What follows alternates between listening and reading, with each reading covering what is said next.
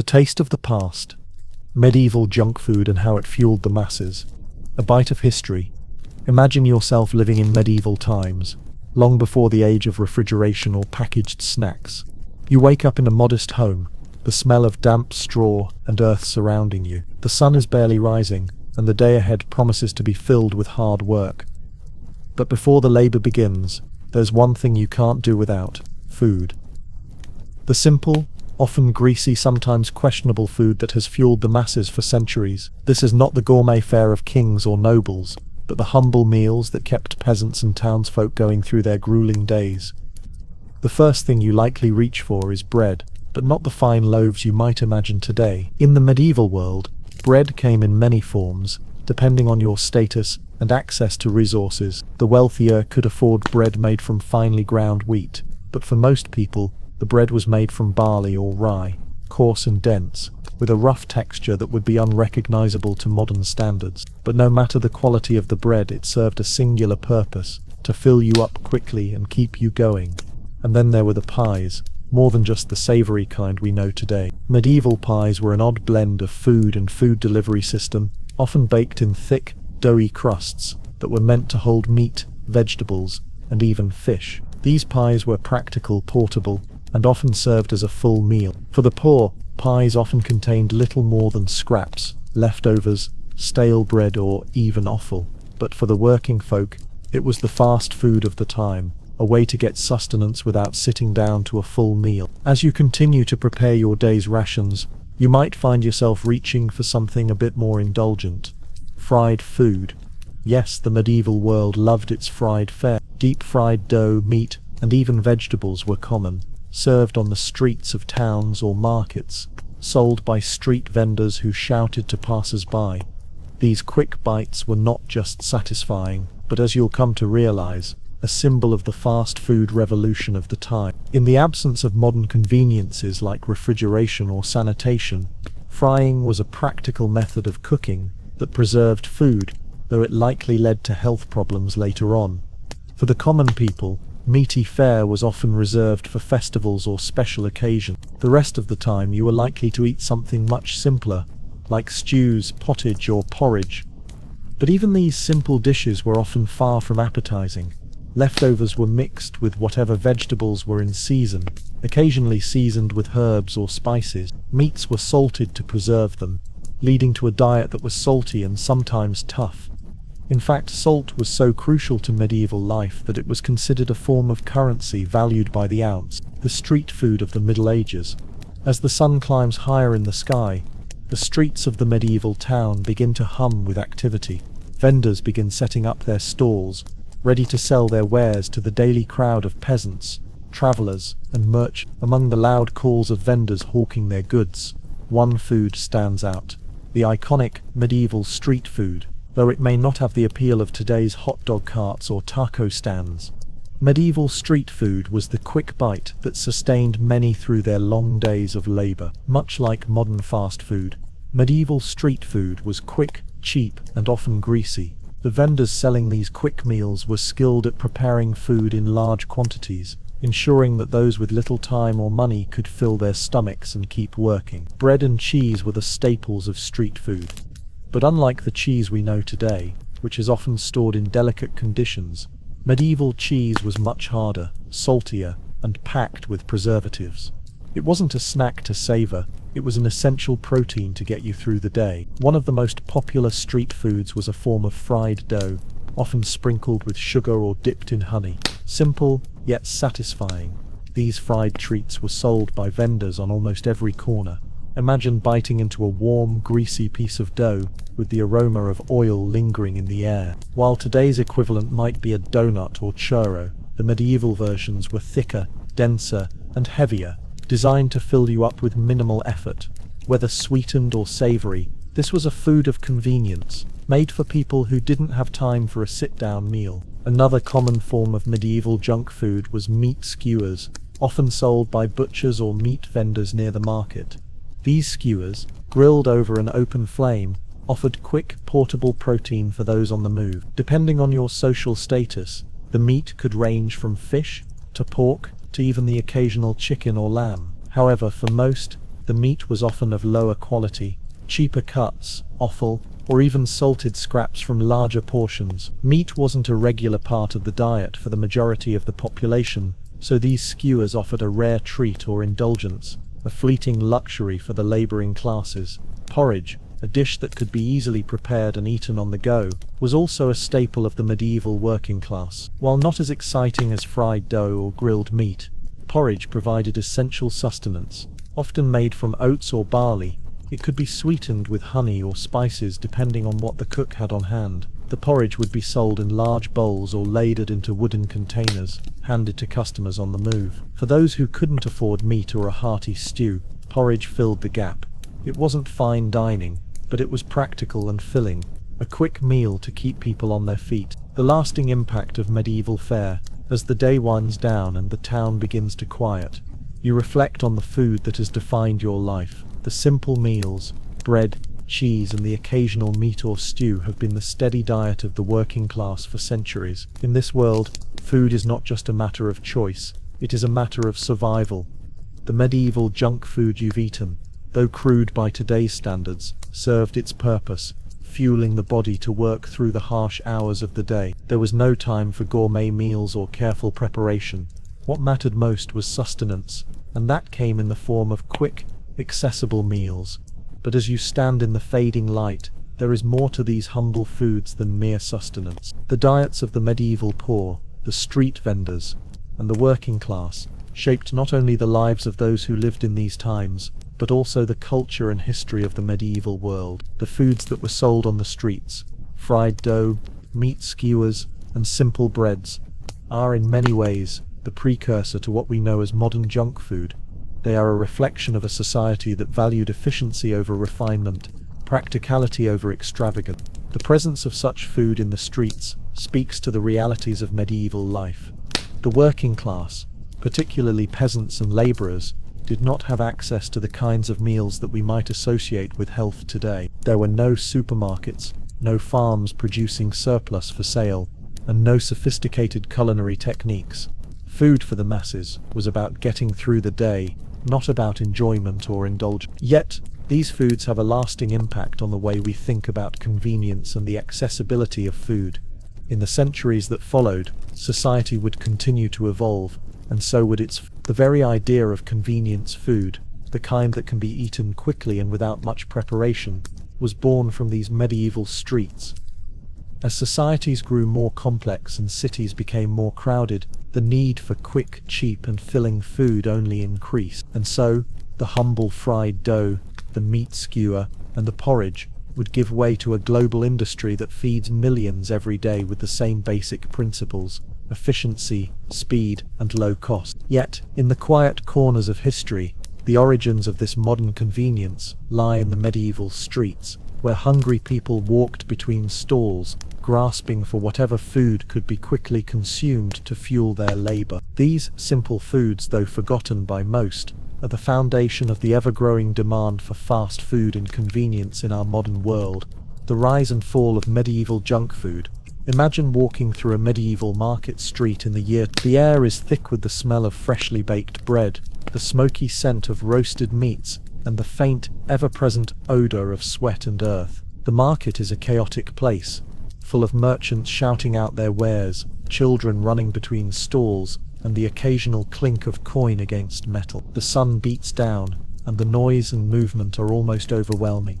But as you make your way through the crowd, your stomach growls. You've heard about a special treat that's been making its way through the market, something people are calling junk food. It's not quite the feast of salted pork or bread with cheese, but it's a luxury that the common folk rarely experience. It's something quick, cheap, and satisfying, perfect for a busy day when you don't have time to sit down and enjoy a full meal. As you approach a stall, you see a vendor selling fried pastries, crisp, golden, and filled with a sweet honey-like syrup. It's not the finest food by any means, but it's a treat. You buy one, handing over a few copper coins. The pastry is warm in your hand, and as you take the first bite, the sweetness bursts on your tongue. It's indulgent, rich, and a welcome distraction from the daily grind of medieval life.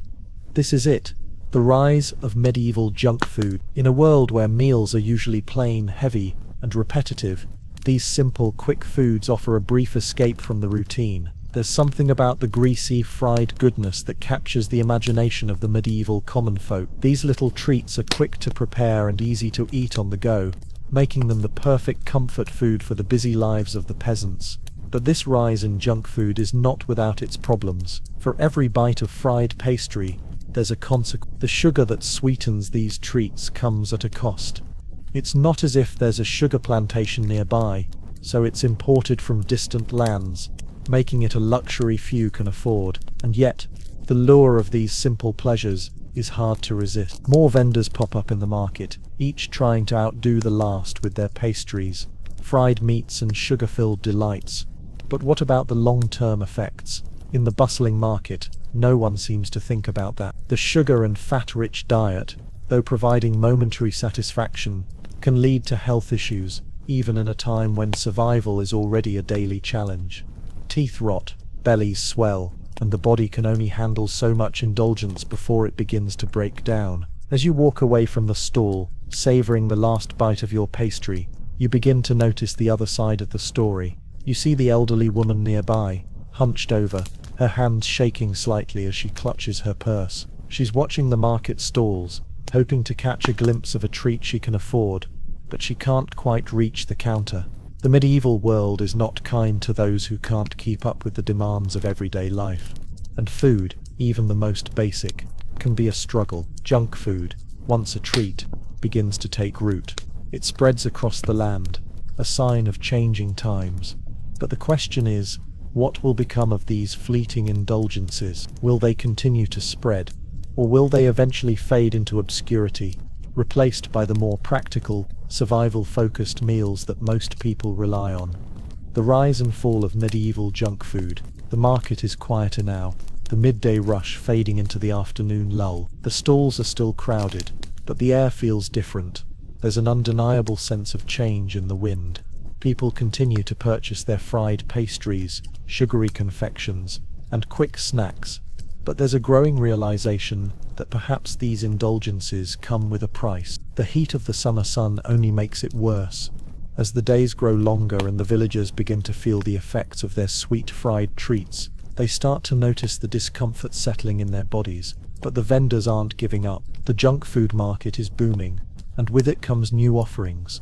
Vendors now sell deep-fried fish, bread stuffed with meats, and even the occasional cheese-filled pie items that are filling but heavy, not the light airy snacks that were once the norm. The line between junk food and regular food is starting to blur, as these fast foods are now replacing more substantial meals in the lives of the working class. You notice this shift as you walk the streets. People no longer sit down for hearty stews, baked bread or freshly cooked vegetables. Instead, they snack throughout the day, grabbing a quick bite whenever they can. These quick foods are providing a temporary solution to an age-old problem: how to eat enough to get through the day while working long hours in the fields, the market, or the blacksmith shop. But are they really the answer? The consequences begin to show. People are complaining of stomach aches, their teeth begin to decay faster, and children who have grown up with this new wave of junk food seem to have more energy, but also more sickness. It's a paradox. The convenience of quick foods has allowed them to work longer, faster, but it has also taken a toll on their health, which in the long run could diminish their ability to work at all. The rise of junk food in medieval Europe is also connected to something else: social class. These quick, easy foods were something that the poorer classes could enjoy, while the wealthier elites still preferred the more respectable meals. The lords, knights, and clergy would indulge in lavish feasts, but those at the bottom of the social ladder were becoming accustomed to fried foods, sweet pastries, and meaty pies. For the common folk, food was about necessity and convenience, but now it was becoming a luxury in its own right. A small group of people in the village begin to speak out against the rise of junk food. These are the ones who have seen the toll it's taken on their friends and families. People whose teeth have rotted out, whose bellies are swollen from too much fatty food, whose bodies have grown sluggish from the lack of proper nutrition. These people are beginning to warn others, suggesting that the simple joys of fried pastries may not be worth the long-term pain. They advocate for a return to simpler, healthier foods, vegetables from the garden, fresh bread and meats that are cooked properly. not just fried in oil, but their voices are drowned out by the noise of the market. The vendors continue to promote their sugary confections, their greasy meals, their quick fixes. The message of moderation seems almost impossible to communicate in a time where food is not only a necessity but a rare form of indulgence. And so, the junk food craze continues. As you watch the market, the lingering question is clear. Is this rapid spread of junk food a fleeting trend, or will it endure? Will the long-term effects of this indulgence finally be felt, forcing the people of medieval Europe to reconsider their eating habits? Or will the convenience and satisfaction of these fast foods win out, at least for the time being? The rise and fall of medieval junk food. Months pass, and the once booming junk food market begins to show signs of wear. The people who once flocked to the vendors now find themselves growing weary of the same fried pastries, greasy pies, and sugary confection. The novelty of quick, indulgent foods begins to fade, as the physical consequences of overindulgence take their toll. The sound of stomachs rumbling isn't just from hunger anymore. It's the ache of overconsumption, the warning signs of ill health. You too feel the effect. Your energy has waned, and the occasional bellyache becomes more frequent. The teeth that once chewed through bread and vegetables with ease now ache, the enamel eroded by years of sugary indulgence. Yet, the vendors still stand in their familiar spots, calling out their wares, oblivious to the shift occurring around them. The market has started to lose its luster.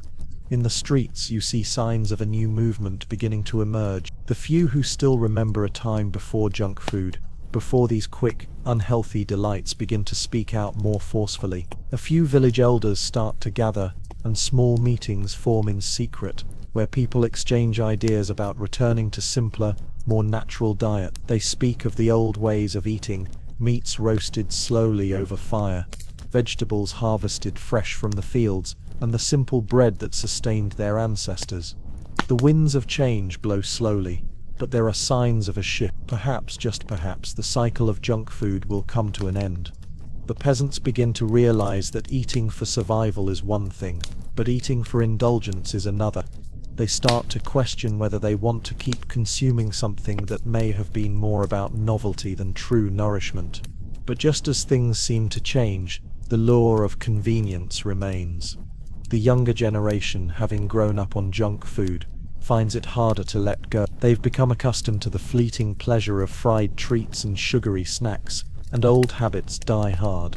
They argue that it's a small price to pay for a moment of happiness, for the quick relief from the hardships of daily life. And the older generation, who had their own indulgences in days past, find it difficult to break the pattern too.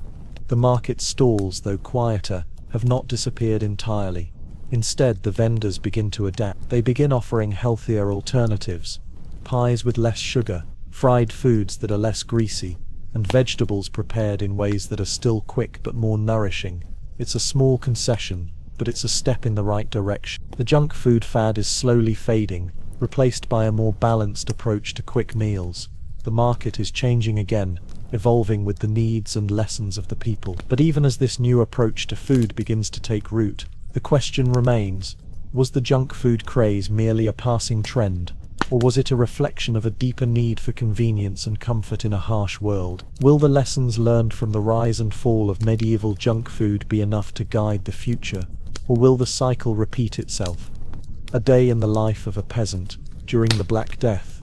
It is the year you wake up early, the cold morning air creeping through the cracks in your small thatched roof.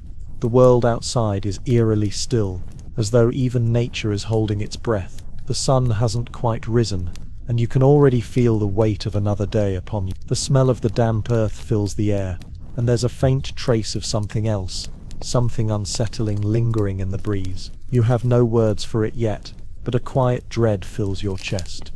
Today, like every day, you will work the fields. You and your family are peasants, laborers who spend their days under the harsh rule of the Lord, working the land in exchange for protection and a place to live. Your house is small, made of rough-hewn timber and mud. The walls are thick, the floors uneven, and the windows small to protect against the cold. There's no warmth except for the fire in the hearth, which provides only a modest reprieve from the chills. As you get dressed, you can hear the soft rustling of your children stirring in the next room, their tired faces barely visible in the dim light. Their small hands fumble with their worn clothing, their faces pale from too many days without enough food. Life as a peasant has always been hard, but lately, something feels different, an undercurrent of fear that you can't quite shake. Rumors have been circulating for weeks now, whispers of a strange illness that is spreading across Europe like wildfire. People are calling it the Black Death, and the tales are growing darker by the day. You push the thought from your mind. Today is another day of work, and your family depends on you. You grab your tools, simple and worn, but enough to get the job done, and head out to the field. The earth is cold beneath your feet, and the fog that lingers in the air is thick, almost as if it's trying to suffocate you. The village is unusually quiet, and as you pass through it, you see other families heading to their tasks. Some, like you, seem determined to carry on as though nothing is wrong. Others are more hesitant, their faces drawn with worry. The Black Death is still distant to you, but it is there, lurking at the edges of your thoughts. It seems to be affecting the larger towns, and you've heard of whole villages being wiped out, their streets empty and silent. It is said that the illness comes without warning, that it strikes fast, leaving no time to flee or prepare. The fever comes first, then the swelling, followed by death. Your stomach tightens at the thought, but you force yourself to focus on the work at hand. You and the other villagers toil through the day, breaking the earth, planting seeds, gathering firewood, and tending to the animals. The hard labor is a necessary distraction from the fear that gnaws at you. But as the day wears on, you can't shake the nagging feeling that something is off. The village seems quieter than usual. People are working, yes, but there's a strange hesitancy in their movements, as if they are waiting for something to happen. The heavy fog in the air is not just from the earth. It feels like an omen, a reminder of the uncertain future that looms just beyond the horizon. At dusk, you return home, your body aching from the labor. The children are already gathered by the fire, their faces tired and hungry. You can smell the meager supper your wife has prepared. Stale bread, a small portion of salted meat, and a pot of thin soup. There is nothing extravagant about the meal. It's enough to fill your belly, but nothing more. Still, it is sustenance, and you are grateful for it. As you sit down to eat, the quiet unease of the day settles over you once more. You try to focus on your family, on the warmth of the fire, but your mind keeps drifting back to the rumors of the Black Death. Will it come for you too? Will your children see another year, another harvest? The fire crackles, but the warmth seems distant, as if it can't quite reach you. The future feels uncertain, fragile, like a thin thread that could break at any moment. And yet, life continues, as it always does. For now, the earth waits, the village works, and you hold your loved ones close, uncertain of what tomorrow will bring. A day in the life of a peasant. During the Black Death, the next day comes, heavy with the same cold air, but this time, the sense of dread is harder to ignore. As you wake, the faint scent of something foul lingers in the air, and the usual morning sounds of the village seem quieter. The sun rises, but is hidden behind thick oppressive clouds that stretch across the sky like a heavy blanket. The day feels muted, as if even nature is holding its breath. You go about your usual morning routine, gathering the tools for the day's work. The children are quieter this morning, their faces gaunt, eyes dull with exhaustion and worry. Your wife moves about the house, her eyes averted, not meeting yours. You can tell she too feels the weight of uncertainty hanging over the family. There is little conversation today, nothing more than the necessary words for the tasks ahead. Everyone is thinking the same thing. What if the Black Death arrives here, to this small, quiet village? You head to the fields with the same determination as yesterday. The tasks must be completed. The sowing of seeds, the tending to the animals, the work of survival. These are the things that keep you focused, even as the fear of the plague gnaws at your insides. Yet, even as you focus on the work, you can't ignore the growing unease that seems to hang in the air, thickening like the fog that never fully lifts. The village, once a place of hustle and bustle, seems to be slowing down. Fewer people are out in the fields today, and those that are working seem to be moving slower, almost as if they too are aware that time is running out. Every cough, every sneeze is met with nervous glances. People avoid each other now, the air between them heavy with suspicion. No one wants to be the first to admit that they are afraid, but the silence speaks volumes. You pause in the field, wiping the sweat from your brow, and take a moment to look around. The village is quiet, too quiet. There's no sound of children playing, no chatter between neighbors. The once lively market square, where the vendor hawked their wares and the people gathered for gossip, is strangely empty. Only a few brave souls venture into the market to gather essentials, and their faces are drawn tight with worry, eyes darting around, as though expecting the word. Word has spread that the plague is drawing nearer. The larger towns and cities have already been decimated, whole communities wiped out in a matter of weeks. Some have fled to the countryside, seeking refuge, but the plague has followed them. The death toll climbs higher every day, and it seems inevitable that the Black Death will reach your village too. There's a fear now in the air that's impossible to ignore. The question is no longer if it will come, but when. You return to the village, feeling the weight of the world in your bones. The work is unfinished, but your body protests every movement now. The sight of your family, huddled together by the fire, only deepens the ache in your chest. Your children are too young to understand fully, but they know something is wrong. They can feel the tension, the fear that has crept into the hearts of everyone in the village. At the evening meal, the same simple fare is set before you. Stale bread, a meager portion of salted meat and a thin broth. It's enough to survive, but it no longer brings the comfort it once did. The meal is chewed in silence, and you can hear the crackling of the fire as the only sound in the room. You try to focus on your family, to enjoy the warmth of the hearth, but the uncertainty of the future lingers in your thoughts. Will you all survive the coming storm, or will this be the last time you sit together as a family, sharing a meal? As the fire dims and the night falls, you lie in bed staring at the thatched roof above you. The house, which has always been your shelter, now feels like a fragile cocoon, barely holding together against the storm outside. The fear is no longer distant, no longer just a rumor. It is here, in the very air you breathe, in the quiet spaces between your thoughts. You wonder if this is what it feels like to know that your time may be running out.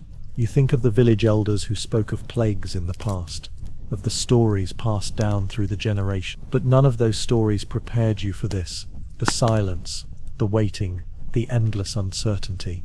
A day in the life of a peasant during the Black Death. The next few days blur together in a haze of fear and fatigue. The sun rises behind the thick veil of clouds each morning, casting the village in an eternal twilight. The air is colder than usual, the dampness sinking deep into your bones. People are no longer speaking of the weather, or the crops, or the market. Everything is focused on the plague. Every new day brings a fresh wave of anxiety, with whispers of more deaths in nearby villages, closer and closer to home. Today, as you walk to the field, you notice something strange. The usual bustle of work is quieter than ever. People have begun to stay indoors, as if the very act of working outside exposes them to the disease. Even the animals seem to sense the change. There are fewer birds in the sky, fewer sounds of goats bleating or chickens clucking. The world is holding its breath, as if waiting for something it cannot control. You stop at the edge of the field, looking out over the patch of land you've worked for so many years. It is a small piece of earth, barely enough to feed your family, but it is yours, and it has always been a symbol of survival.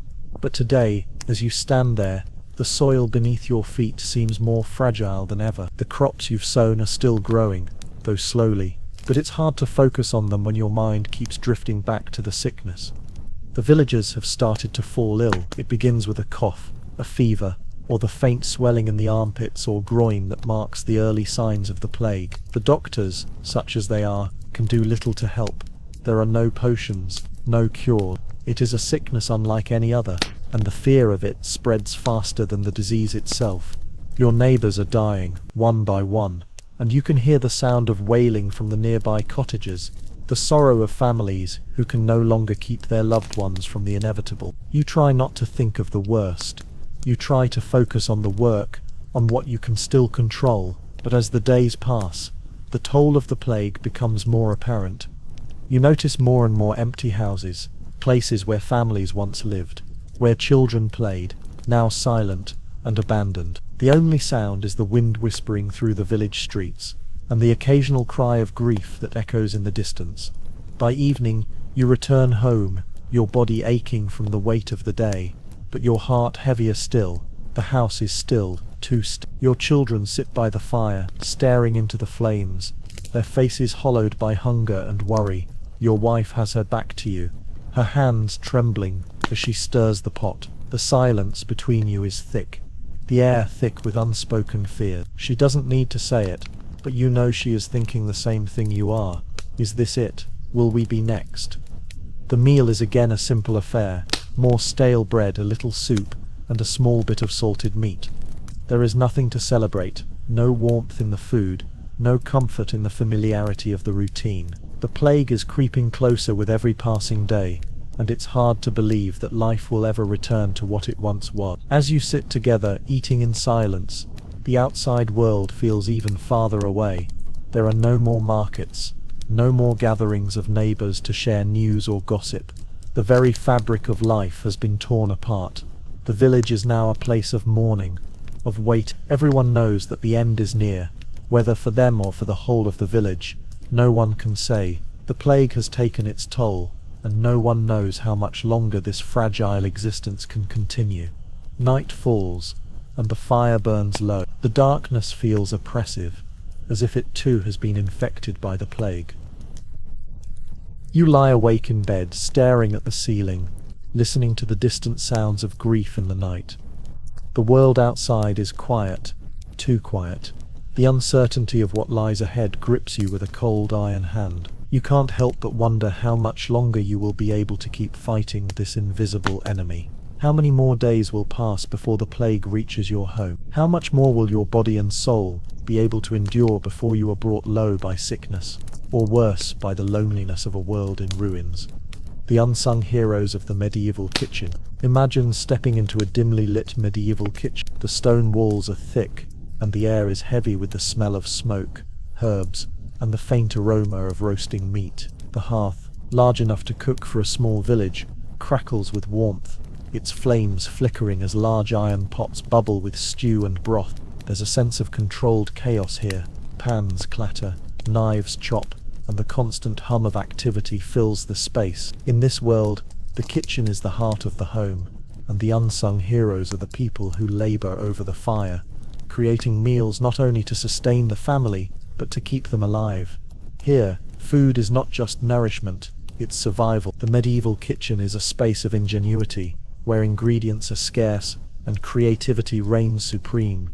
You step forward, your hands calloused and worn from years of working in this very Today, like every other day, you will spend hours preparing meals for the family, the villagers, and perhaps even the lord's men, if they come to collect their share of food. The kitchen is small, but it is yours, and it has always been the place where you found a sense of purpose. Your morning begins with the usual checking the stores of dried meat, the sacks of grain, and the jars of pickled vegetables.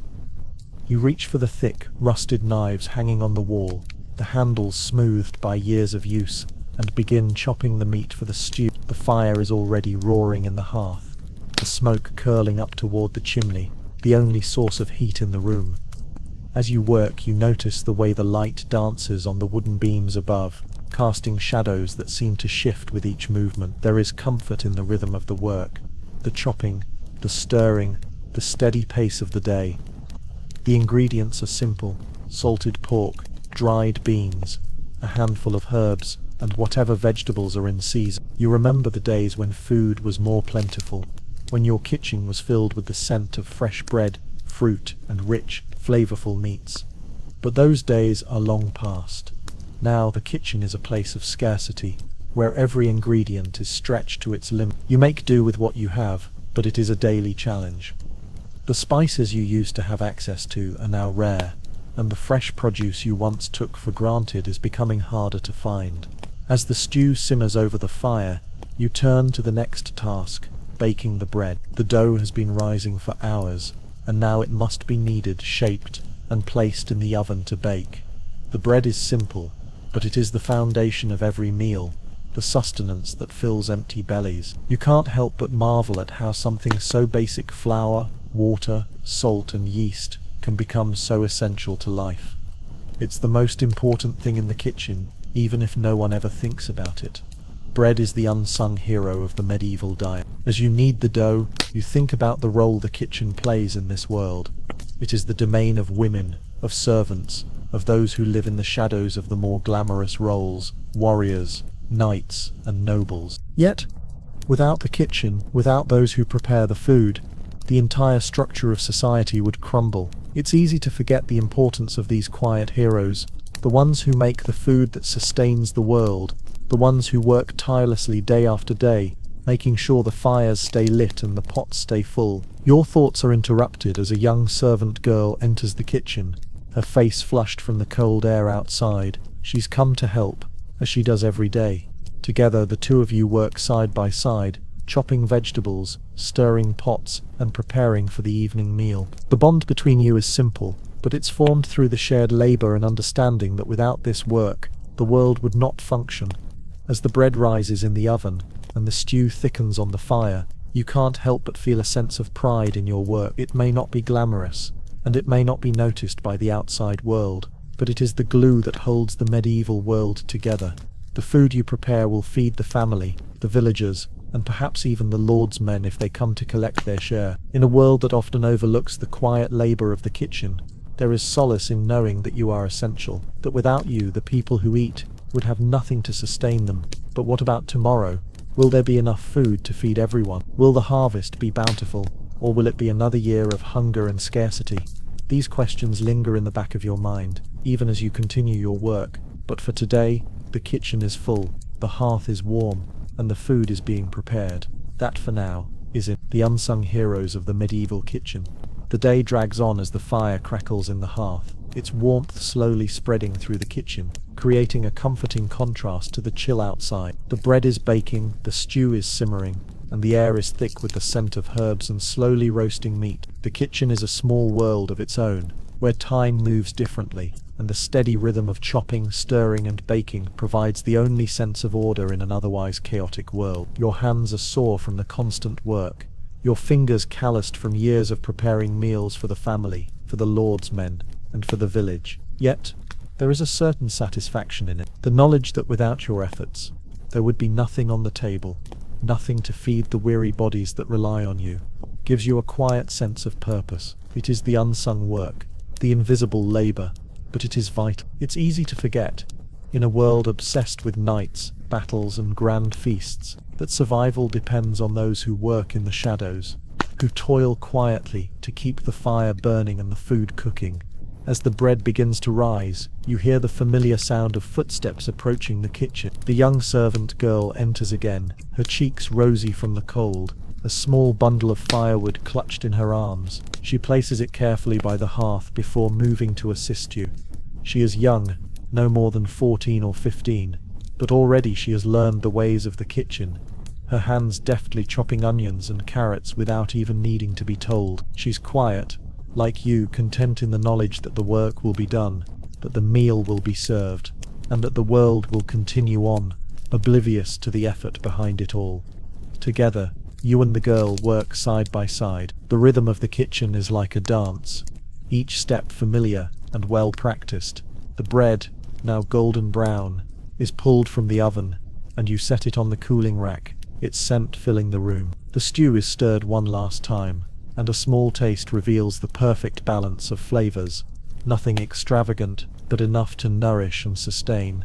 You pause for a moment, wiping your brow with the back of your hand. The work is far from over, but there is a sense of completion in this moment, however fleeting it may be. The fire crackles softly, and for the briefest of seconds, you allow yourself to imagine what life might be like if the kitchen were not your world. What if you could be someone else? Someone with a grand title, someone who is seen and heard. But even as the thought crosses your mind, you quickly shake it away. This is your place, and it always has been. There is a certain honor in it, even if no one else sees it. You watch as the servant girl moves to set the table, her movements swift and practiced. She's learned from you, and in turn you've learned from her. The world outside may be filled with uncertainty, with rumors of war or the ever-present threat of famine. But here in the kitchen, There is comfort in the predictable. There is peace in the knowledge that at the end of the day there will be food. Simple, nourishing food. And that is enough. As the evening draws near, the fire begins to dim, and the kitchen grows quieter. The last of the bread has been sliced, and the stew is now ready to be served. You pause, looking over the work you've done. The meal isn't extravagant, but it's enough. The bread is warm, the stew hearty, and the vegetables fresh from the garden. It may not be a feast fit for kings, but it's a meal that will feed and sustain, and that is what matters most. You place the last of the food on the table and step back, watching as the family gathers around. There are no words of praise, no thanks offered aloud, but you can see it in their eyes, the quiet acknowledgement that without your work there would be nothing. The kitchen may be a silent world, but in its heart it keeps the rest of the world alive. As you sit down to eat with your family, there is a sense of contentment, however brief. The bread is fresh, the stew rich, and the hearth is warm. You have done your part, and that is enough. Tomorrow the work will begin again, and the kitchen will once more become the heart of the home, beating quietly in the background of the medieval world. But for now, you allow yourself a moment to rest, to savor the fruits of your labor, knowing that, for all its quietness, the kitchen is where the true power lies. After all, it is the kitchen that sustains the empire, one humble meal at a time. The unsung heroes of the medieval kitchen. The days blur together, marked only by the rhythm of work in the kitchen. The seasons change, the harvest comes and goes, and life, in all its humble simplicity, continues. Yet, even as time passes, the kitchen remains the same, a sanctuary of warmth and routine, the place where life begins and ends in the medieval world. You've become accustomed to this cycle, the steady, predictable tasks that fill the day. There are no grand gestures of glory, no great feasts to boast of. There is only the quiet satisfaction of knowing that the meals you prepare sustain the lives of those around you. But even in the quietude of the kitchen, you can feel the weight of the outside world pressing in. The kingdom is at war. Rumors of famine spread through the nearby villages, and people are beginning to talk of the threat of plague. Despite the looming fears, there is little you can do but carry on. You continue your work, preparing the meals, stirring the pots, and ensuring that there is always bread to break, stew to ladle, and warmth to offer at the table. Yet, today, something is different. The kitchen is quieter than usual. The servant girl hasn't arrived yet, and the fire burns lower than it should.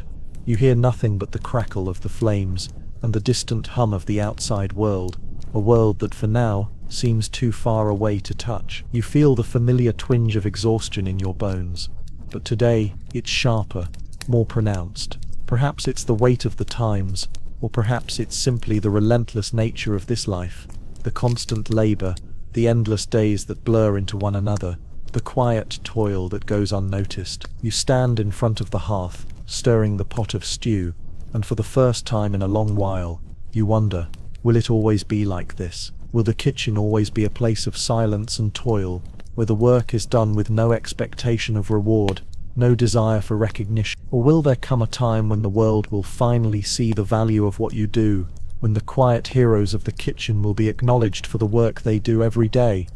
As the bread begins to rise in the oven, the servant girl finally enters, her face flushed from the cold air outside. She carries with her a basket of fresh herbs, thyme, rosemary and sage gathered from the garden. She sets the basket down on the wooden counter, her eyes bright with the small joy of this simple task. Together the two of you work, chopping and preparing, moving in synchronized harmony. There is no need for words. You know what needs to be done, and she knows it too. The rhythm of the kitchen is a language of its own, one that transcends the need for speech. The stew is ready, the bread golden and warm, the fire crackles softly, the room filled with the comforting scents of herbs, roasted meat and fresh-baked bread. It is a humble meal, but it is a meal that will nourish, a meal that will sustain those who eat it. You set the table, and the family gathers around. There are no grand speeches, no ceremonial toasts. There is only the quiet act of sharing food, of breaking bread together, of acknowledging that despite everything, life goes on. As the family eats, you sit back, watching them. There is no need for thanks, no need for praise. The work you've done is enough, It always has been. It is a small, quiet act, but it is one that keeps the world turning. Without the kitchen, without the food, there would be no sustenance, no survival. The medieval world may be built on battles and kings, but it is in the humble kitchens, in the quiet hands of those who prepare the meals, that the real strength lies. Tomorrow, the work will begin again. The fire will be stoked, the bread will be baked, and the stew will be stirred. The kitchen will remain the heart of the home, the silent backbone of a world that often forgets the quiet labor that keeps it alive. But for today, you allow yourself to rest, to take pride in the work you've done, and to savor the simple joy of knowing that you've nourished those you love. The hidden truth behind the knight's diet. Imagine you are a knight in medieval Europe, waking up early in a stone castle that towers over the surrounding land. The cold morning air seeps through the narrow gaps in the stone walls, and you can feel the chill in your bones. You pull on your heavy tunic, which smells faintly of sweat and leather, the armor you wear every day, an inseparable part of your life. As you prepare for another long day of training, practice, or perhaps even battle, you think little of the most vital part of your day, food. In the grand halls of the castle, the air smells of roasted meats, rich stews, and freshly baked bread. But for you and your fellow knights, the reality of your diet is far from the opulent feasts that are served to the lord and his family. The life of a knight is not one of luxury. Instead, it is a life dictated by constant physical activity, sword training, horseback riding, and the daily preparations for battle. But there is a hidden truth. While knights are expected to wield swords with strength and precision, their diet is anything but balanced or designed for the type of energy they need. You step into the castle's great hall, where the scent of food immediately fills your nose. But today, like every other day, the meal laid out for the knights is a far cry from what you might expect. Instead of fresh fruits, vegetables, or light proteins, there is mostly bread, hard cheese, and salted meats. These are staples of the knight's diet, chosen more for their ability to be stored for long periods than for their nutritional value. You take your seat with the other knights, the clatter of metal and voices filling the room. The bread is dense and hard, often requiring a sharp knife to cut through. The meat, typically salted and cured, is tough, dry, and lacks the richness of fresh cuts. There is no fresh fruit to provide vitamins, no greens to balance the heavy fare. For a knight who spends hours on horseback or training in the yard, this diet, high in fat and protein, provides enough energy to get through the day, but it also comes with consequences that many knights are not aware of, or choose to ignore. The diet of a knight is a reflection of the harsh conditions in which they live.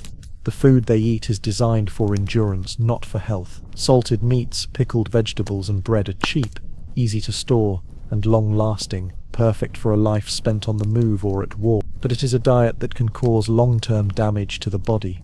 The lack of variety, particularly the absence of fresh fruits and vegetables, leads to deficiencies in essential vitamins. Knights suffer from scurvy, a disease caused by a lack of vitamin C, which causes fatigue, swollen gums, and even tooth loss. As you break your hard bread and chew through the salted pork, you begin to feel the weight of this diet on your own body.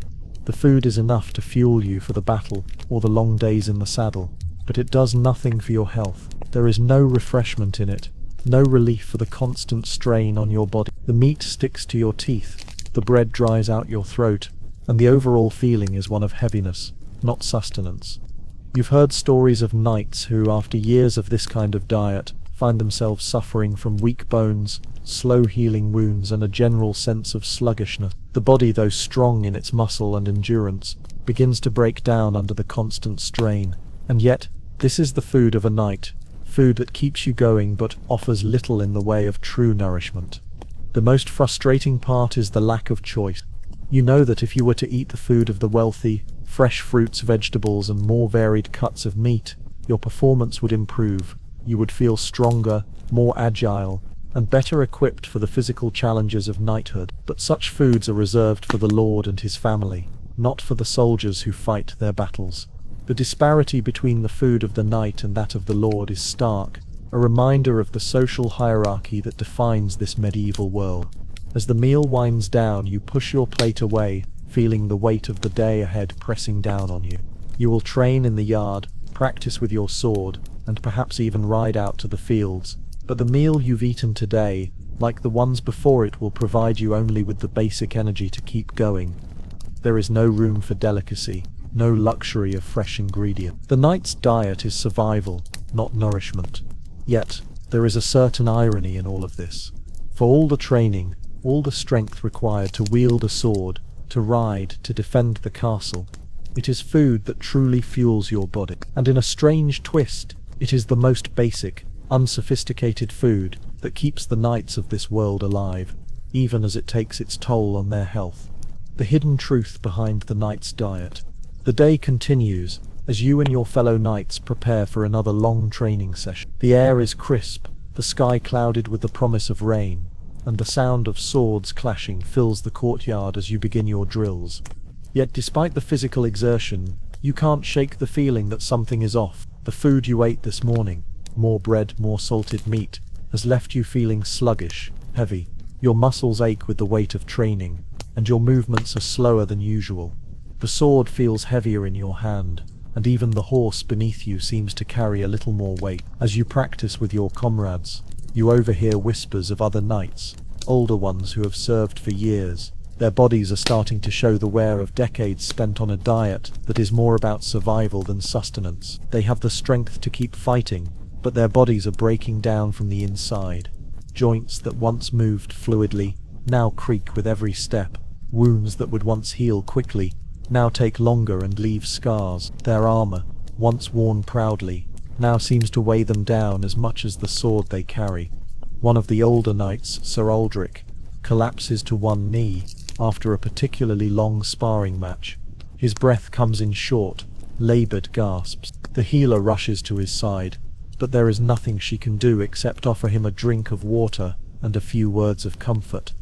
You watch him, your mind spinning with thoughts of the truth behind his decline. Sir Aldrich has served the Lord faithfully for many years, but now his body is showing the effects of too many years of a poor diet. The salted meats, the hard bread, the lack of fresh fruits and vegetables, these things have drained the vitality from the older knights, leaving them vulnerable to the very battles they fought so bravely. You can't help but think of how different things could be. What if there was a better way to nourish the knights, to provide them with food that would sustain their strength and improve their health, rather than leaving them weakened by the very sustenance that is supposed to fuel them? As the sun begins to set, casting long shadows over the courtyard, you return to the castle with your fellow knights. Your muscles are sore, and your stomach churns from the heavy meal you had earlier. The idea of more bread, more salted pork, fills you with a sense of dread. You're exhausted, not just from the day's training, but from the endless cycle of eating food that offers nothing but calories, nothing but fuel for the next fight, the next day. When you arrive at the great hall, the same meal awaits you. Hard bread, a thick slab of salted meat, and the faint scent of pickled vegetables. There's no variety, no relief from the monotony. The meal is simple and filling, but it's not what your body needs. Your body craves something more: freshness, balance, variety. You've heard rumors from other lands of knights who eat meals rich in vegetables and fruits, with access to lean meats and grains that offer a more balanced diet. But such luxuries are reserved for the wealthy, not for those who fight in the Lord's service. You push the food around your plate, but the hunger in your stomach is not the same as it used to be. It is no longer the hunger for nourishment. It is the hunger for something better, something that will give your body the energy it truly needs to continue fighting. You feel the weight of your armor again as you shift in your seat. The fatigue from the day's training presses down on you, and you realize just how much of it is related to the food you've eaten. The strength you rely on, the very power of your body, is diminished not by lack of effort or skill, but by the poor nutrition that has become a part of your life. As you sit at the table, watching your comrades eat in silence, you feel a growing sense of unease.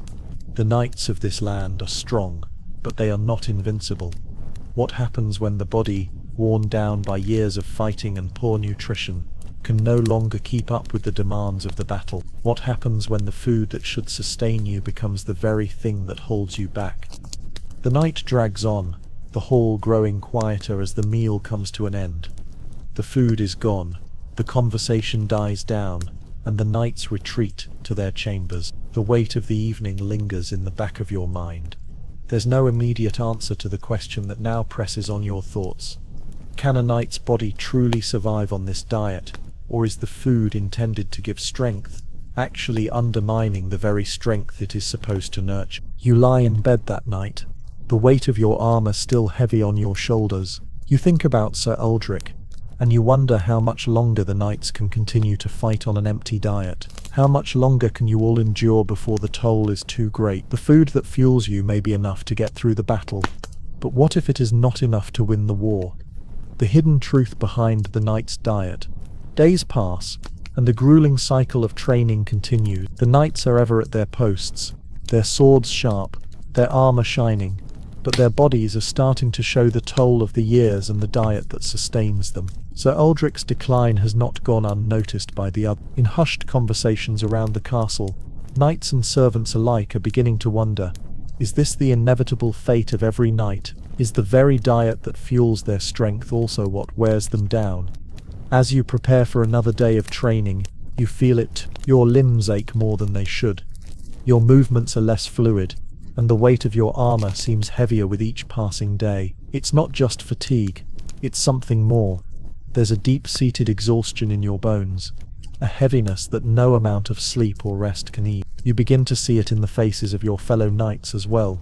The light in their eyes is dimming, their youthful vigor fading away under the weight of their training and their diet. During one particularly long day of practice, you notice Sir Aymon, a knight who has always been known for his resilience, slowing down during the sparring match. His sword feels sluggish in his hands, his strikes lack the precision they once had. His face is pale, and beads of sweat dot his forehead. As he lowers his sword, his breath coming in short gasps, you catch his eye.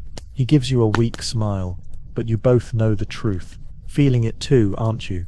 He mutters between breaths. You nod, your own breath shallow. It's the food, you say quietly. We're not meant to live on bread and salt. Sir Aymon laughs softly, though it lacks any true mirth. We were never meant to live forever, I suppose.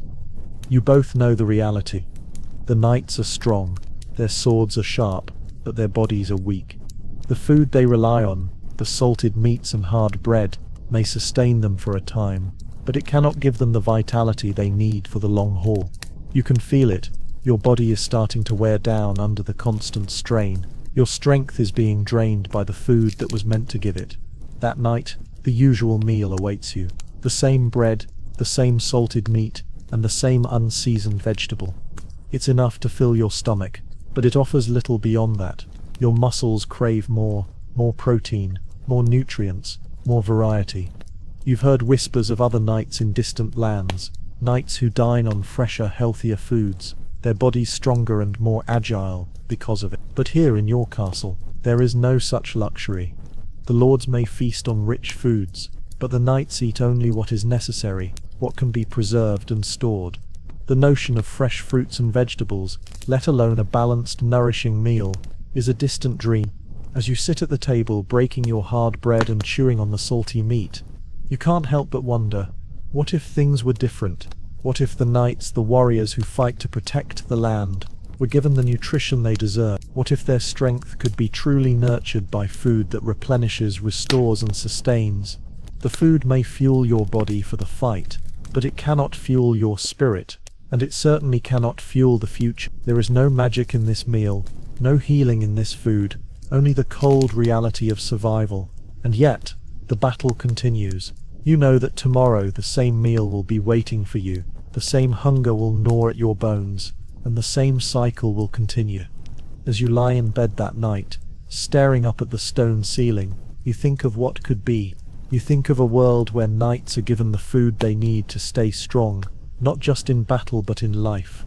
A world where the kitchen is a place of nourishment, not deprivation. You wonder if such a world will ever exist, or if the knights will always be forced to live on what is given to them, never questioning the food that sustains them, never realizing the toll it takes on their bodies. Tomorrow you will rise again, eat the same meal, and face the same battles. But the question lingers, will the knights ever be allowed to truly thrive, or will they always be bound by the limits of their diet, fighting on with strength that fades a little more with each passing day? The forgotten towns of medieval Europe. Picture yourself walking through the misty streets of a small medieval town, nestled between rolling hills and thick forests. The air is damp, and the streets are narrow, with crooked houses huddled together like old friends. The buildings are constructed from rough-hewn stone and timber, their roofs slanted and covered in moss. The faint scent of burning wood fills the air, mingling with the earthy smell of the damp cobblestone street. You can hear the distant clatter of blacksmiths hammering metal,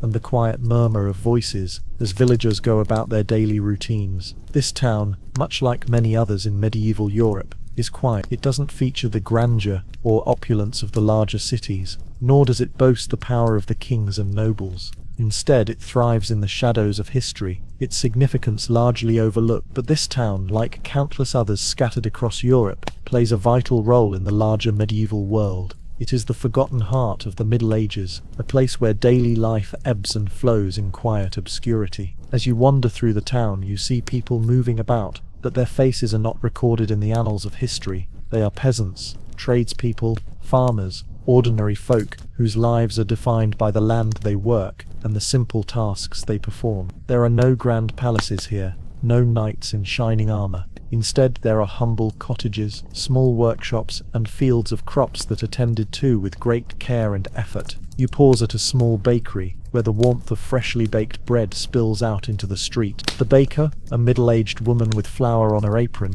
smiles as she pulls a fresh loaf from the oven and places it on the counter. Her hands are worn, calloused from years of kneading dough, but there is a certain pride in her eyes. She doesn't make much, just enough to feed her family and the occasional traveler, but her bread is the lifeblood of this town. Without it, many would go hungry. Yet, she remains nameless, forgotten by most who pass through this town. This is the reality for most of the people here. They work tirelessly, day in and day out, but their contributions go largely unnoticed. The larger events, the battles, the royal decrees, the political upheavals, are what historians focus on. But it is in towns like this, with their simple, everyday lives, where history is truly shaped. The economy of medieval Europe was not driven solely by kings or nobles. It was powered by towns like this, with their hard-working people and their quiet contributions to the fabric of society.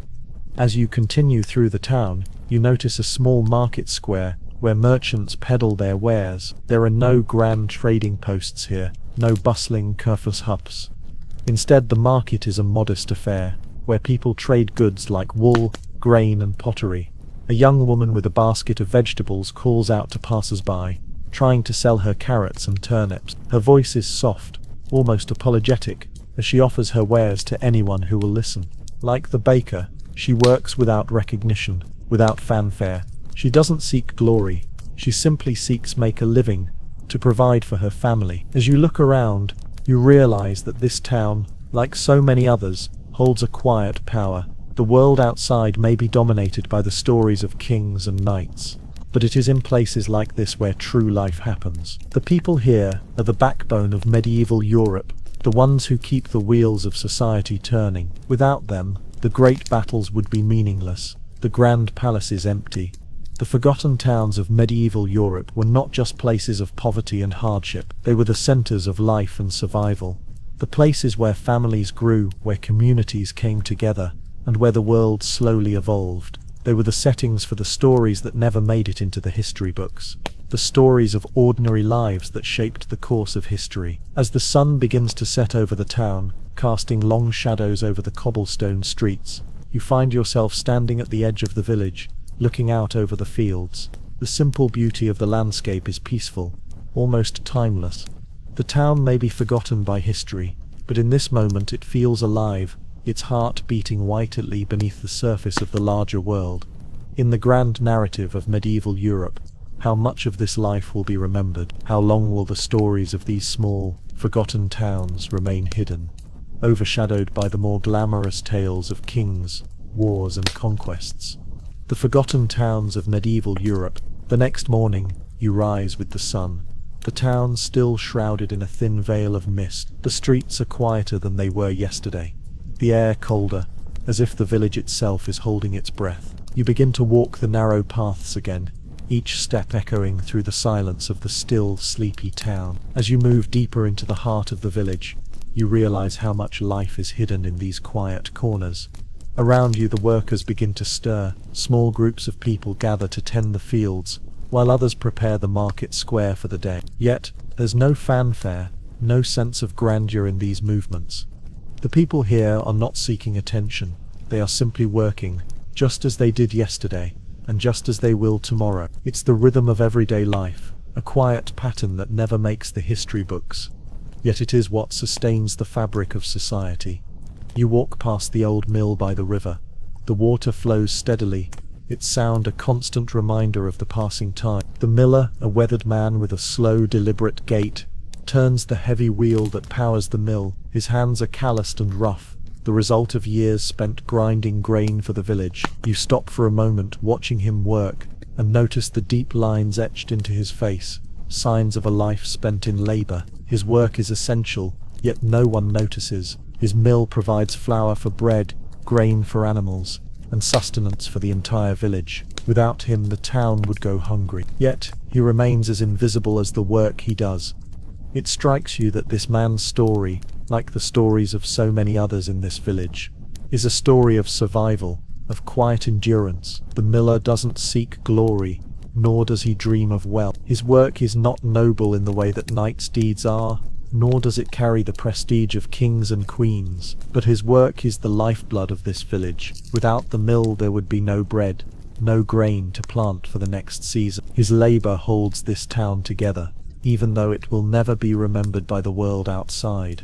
You continue walking, passing the blacksmith's shop.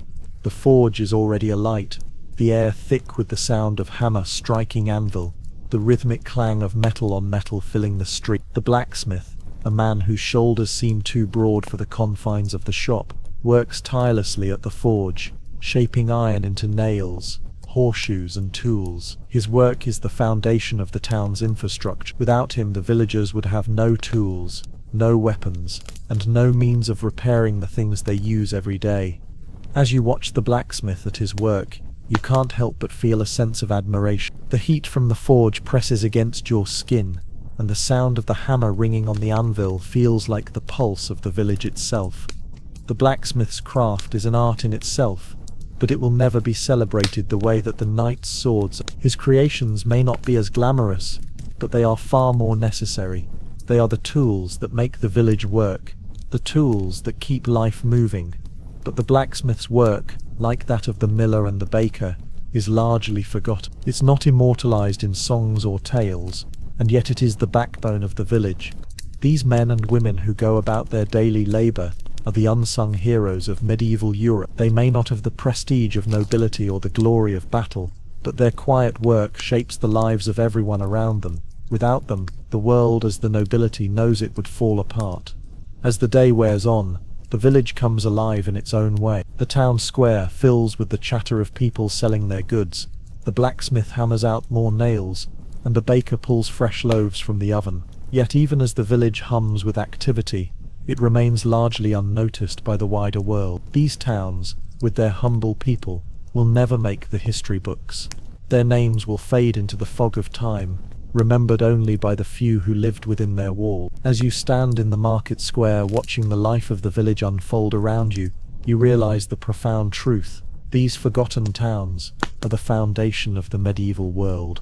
Without them, there would be no army to fight the wars, no castles to protect, and no wealth to hoard. These humble villages with their everyday heroes are the lifeblood of medieval Europe. They may never be celebrated, but they are the ones who keep the world moving, day after day, generation after generation. The question remains, how much of this will be remembered? Will history ever recognize the quiet towns, the unnoticed lives that played a pivotal role in the survival of the medieval world? Or will they remain forgotten, as they have always been? The forgotten towns of medieval Europe. As the sun sets, casting long shadows over the stone streets, the town begins to quiet down. The market square, once alive with the sounds of bargaining and chatter, now stands still, save for the occasional stray dog or late traveler. You find yourself standing at the edge of the village, looking back at the homes, the mill, the blacksmith's shop, all familiar, yet so easily overlooked by the world beyond. The life of this town, this forgotten place, seems at once timeless and fragile. The villagers continue their work without fanfare, each day a reflection of the one before it. Yet, there is something deeply moving in this routine. The land is tilled, the bread is baked, and the forge remains lit long into the night, quietly shaping the tools that will allow life to continue. These daily rituals, small and simple, are what make the world go round. And yet, to outsiders, this village, and others like it, are little more than a footnote in history. The castle looms in the distance, a silent giant at the top of the hill. It is a symbol of power, of authority, yet the truth is that without the labour and resilience of the village below, it would mean little. The knights who ride out from its walls depend on the food, the tools, and the resources produced here. The lords who feast in its halls rely on the sweat and blood of the villagers, who work tirelessly, out of sight, out of mind. As night settles in, you wander back through the streets, noticing the faint light flickering through the windows of the homes. Inside, the villagers sit around their tables, sharing what little they have, comforting each other with familiar faces and quiet companionship. The scene is simple, unremarkable, but it's the bedrock of this world. You stop in front of the bakery once more. The baker has finished her work for the day, but you can see her silhouette through the window, arranging the last of the loaves on the shelf, her face tired but content. She works long hours, never asking for recognition, never seeking praise. And yet, her work, like that of so many others, is the thread that holds this town together. Without her, there would be no bread. Without the blacksmith, no tools. Without the miller, no flour, the castle, the knights, and the lords, and nothing without these forgotten towns, and the people who sustain them. As you turn to leave, you can't help but wonder about the future of this town. The world beyond may change, and kingdoms may rise and fall, but will these villages continue to exist in their quiet obscurity, serving as the foundation of a world that never truly sees them? Or will they, too, fade into history, forgotten and ignored, like so many others before them? The evening air grows colder, and the stars begin to twinkle in the sky above. For a moment, you stand still, taking in the simplicity of this forgotten town, and for the first time, you realize its significance. Though the world may overlook it, the quiet heroes of this town have shaped the course of history in ways that will never be fully acknowledged. As you leave the village behind, you know one thing for sure: the legacy of these forgotten towns will never be truly erased. They are the heart of medieval Europe, pulsing quietly beneath the surface of a world that prefers to remember the grand and the glorious. But in the shadows, in the quiet labour of the millers, the blacksmiths, the bakers, and the farmers, the true strength of the medieval world endures. How long will it take before the world remembers the towns that kept it alive? Or will they remain lost to the annals of history, as fleeting as the winds that pass through their streets? A medieval morning, waking up in a cold stone house. Imagine the first light of dawn creeping through a narrow window, casting faint shadows on the stone walls of your small, humble cottage. The air is cold, and the bed feels stiff and uncomfortable, a thin woolen blanket, the only barrier between you and the chill of the morning. You wake to the sound of roosters crowing, the low murmur of cattle, and the distant voices of neighbours starting their day. It is a morning like any other in a medieval village. And as the weight of the day settles over you, you know that the simple routines of survival will carry on. The stone walls of your house are thick, built to withstand the winter cold and the scorching summer heat. The flicker of a small fire in the hearth is your only source of warmth, and the smell of burning wood fills the air, mixing with the dampness of the morning mist that still clings to the earth outside. You stretch slowly, your muscles sore from the hard work of the day before, and reluctantly swing your legs over the edge of the bed, feeling the cold stone floor beneath your feet. The room is bare, furnished with only the essential. A table in the corner holds a few simple wooden chairs, a chest where your clothes are stored, and a shelf filled with a few plates and utensils. The air is thick with the scent of smoke, and the low hum of the fire crackling in the hearth is the only sound as you get dressed for the day. There is no warmth from soft sheets or plush blankets here, only the sharp chill of stone and the steady grind of the day ahead. As you step outside, the fog from the river clings to the ground, and the village around you begins to stir. The streets are narrow, barely wide enough for two people to walk side by side. The houses are simple, their roofs thatched and crooked, their walls built of timber and stone. The sounds of village life fill the air. Children running through the streets, the calls of merchants setting up their stalls, and the clanging of the blacksmith's hammer ringing out from the forge. You make your way down to the well, your feet sinking slightly into the mud as you walk. The ground is soft and damp from the dew, and the air smells of wet earth and the faint scent of herbs growing in the nearby fields. The well is a central part of village life, a place where people gather not just for water but for news and gossips. As you pull up the bucket, your mind drifts to the day's tasks, tending to the garden, repairing the thatch on your roof, perhaps helping with the cattle. It's another day of labor, another day of survival. You return to your cottage, water in hand, and the familiar rhythm of the day settles in. You prepare a simple breakfast, bread, cheese, and perhaps a bit of salted meat, though it's a rare luxury. The fire crackles in the hearth as you sit down to eat, the warmth of the meal momentarily lifting your spirits. It is not much, but it is enough. And in this time and place, enough is all that matters. You are aware that the world outside your village is vast, filled with kingdoms, battles and grand events. But here, in the quiet solitude of your cottage, life is simple. The needs are basic: food, shelter, warmth, and everything else seems distant.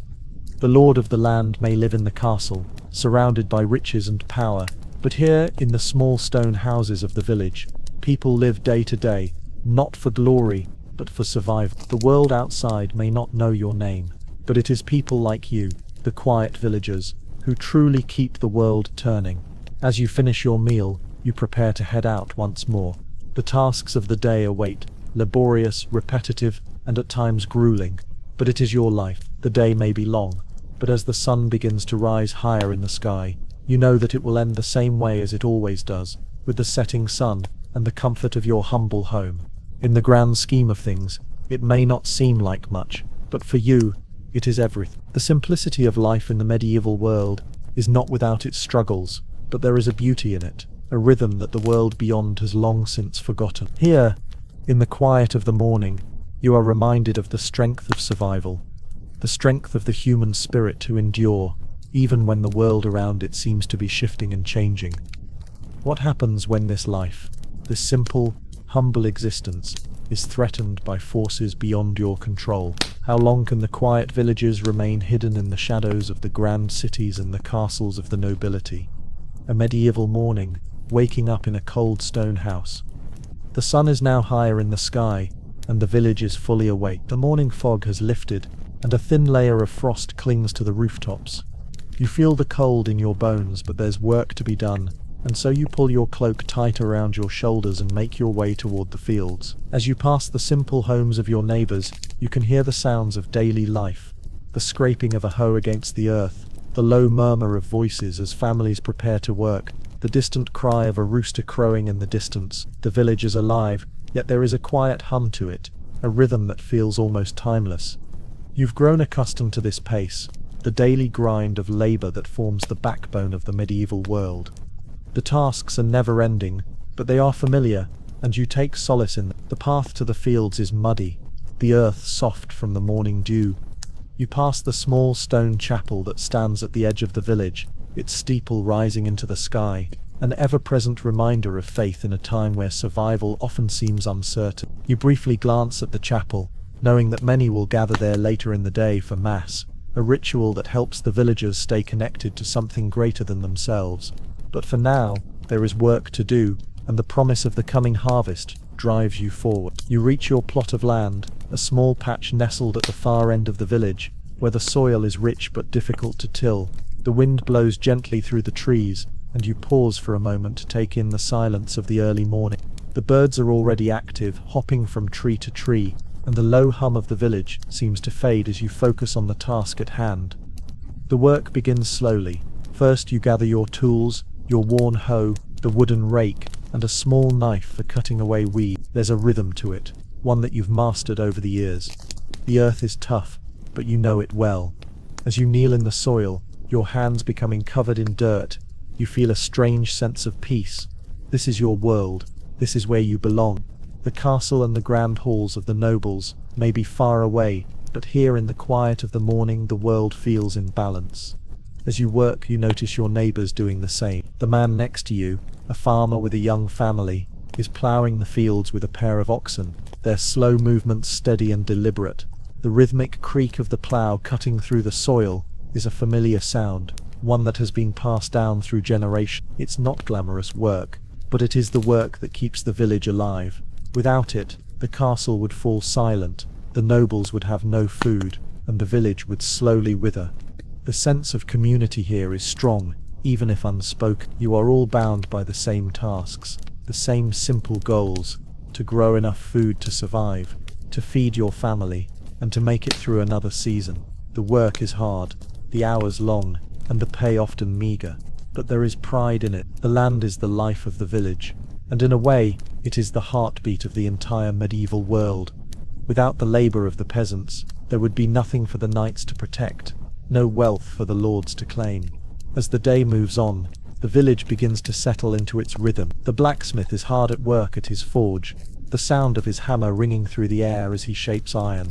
The women are gathering herbs, preparing food for the day's meals, and the children are running through the streets, playing in the dirt and sunlight. The quiet hum of life fills the air, and you feel a deep connection to it. This is your world, a world of work, of survival, and of quiet endurance. You pause for a moment, wiping the sweat from your brow. The soil beneath you is rich with possibility, but the work is never easy. The seasons will change, the crops will grow and wither, and there will be good years and bad years. But for now, as you look out over the fields, you know that today is enough. You are part of something bigger than yourself, a world that lives in the small, humble moments, the quiet tasks, and the deep connections that tie you to the land and to the people around you. As you return to your work, you can't help but wonder, how long can this simple, timeless life last? Will the outside world, with its castles and kings, ever reach the quiet corners of the village? And if it does, will the villagers still find meaning in the small, unnoticed moments that make up the heart of their world? A medieval morning, waking up in a cold stone house. The sun is now higher in the sky, and the village is fully awake. The morning fog has lifted, and a thin layer of frost clings to the roof. You feel the cold in your bones, but there's work to be done. And so you pull your cloak tighter around your shoulders and make your way toward the fields. As you pass the simple homes of your neighbors, you can hear the sounds of daily life, the scraping of a hoe against the earth, the low murmur of voices as families prepare to work, the distant cry of a rooster crowing in the distance. The village is alive, yet there is a quiet hum to it, a rhythm that feels almost timeless. You've grown accustomed to this pace, the daily grind of labor that forms the backbone of the medieval world. The tasks are never-ending, but they are familiar, and you take solace in that. The path to the fields is muddy, the earth soft from the morning dew. You pass the small stone chapel that stands at the edge of the village, its steeple rising into the sky, an ever-present reminder of faith in a time where survival often seems uncertain. You briefly glance at the chapel, knowing that many will gather there later in the day for Mass, a ritual that helps the villagers stay connected to something greater than themselves. But for now, there is work to do, and the promise of the coming harvest drives you forward. You reach your plot of land, a small patch nestled at the far end of the village, where the soil is rich but difficult to till. The wind blows gently through the trees, and you pause for a moment to take in the silence of the early morning. The birds are already active, hopping from tree to tree, and the low hum of the village seems to fade as you focus on the task at hand. The work begins slowly. First, you gather your tools, your worn hoe, the wooden rake, and a small knife for cutting away reeds. There's a rhythm to it, one that you've mastered over the years. The earth is tough, but you know it well. As you kneel in the soil, your hands becoming covered in dirt, you feel a strange sense of peace. This is your world. This is where you belong. The castle and the grand halls of the nobles may be far away, But here, in the quiet of the morning, the world feels in balance. As you work, you notice your neighbors doing the same. The man next to you, a farmer with a young family, is plowing the fields with a pair of oxen, their slow movements steady and deliberate. The rhythmic creak of the plow cutting through the soil is a familiar sound, one that has been passed down through generations. It's not glamorous work, but it is the work that keeps the village alive. Without it, the castle would fall silent, the nobles would have no food, and the village would slowly wither. The sense of community here is strong, even if unspoken. You are all bound by the same tasks, the same simple goals: to grow enough food to survive, to feed your family, and to make it through another season. The work is hard, the hours long, and the pay often meager. But there is pride in it. The land is the life of the village, and in a way it is the heartbeat of the entire medieval world. Without the labor of the peasants, there would be nothing for the knights to protect, no wealth for the lords to claim. As the day moves on, the village begins to settle into its rhythm. The blacksmith is hard at work at his forge, the sound of his hammer ringing through the air as he shapes iron. The women are gathering herbs, preparing food for the day's meals, and the children are running through the streets, playing in the dirt and sunlight. The quiet hum of life fills the air, and you feel a deep connection to it. This is your world, a world of work, of survival, and of quiet endurance. You pause for a moment, wiping the sweat from your brow. The soil beneath you is rich with possibility, but the work is never easy. The seasons will change, the crops will grow and wither, and there will be good years and bad years. But for now, as you look out over the fields, you know that today is enough. You are part of something bigger than yourself, a world that lives in the small, humble moments, the quiet tasks, and the deep connections that tie you to the land and to the people around you. As you return to your work, you can't help but wonder, how long can this simple, timeless life last? Will the outside world with its castles and kings ever reach the quiet corners of the village? And if it does, will the villagers still find meaning in the small, unnoticed moments that make up the heart of their world? The strange world of medieval hygiene and health. Step into the world of medieval Europe, where the rhythms of daily life are dictated by not just the seasons and work, but by a set of strange, often unspoken practices. Imagine walking through the narrow, bustling streets of a medieval town, the air filled with the smells of livestock, smoke from blacksmiths' forges, and the faint odor of human sweat.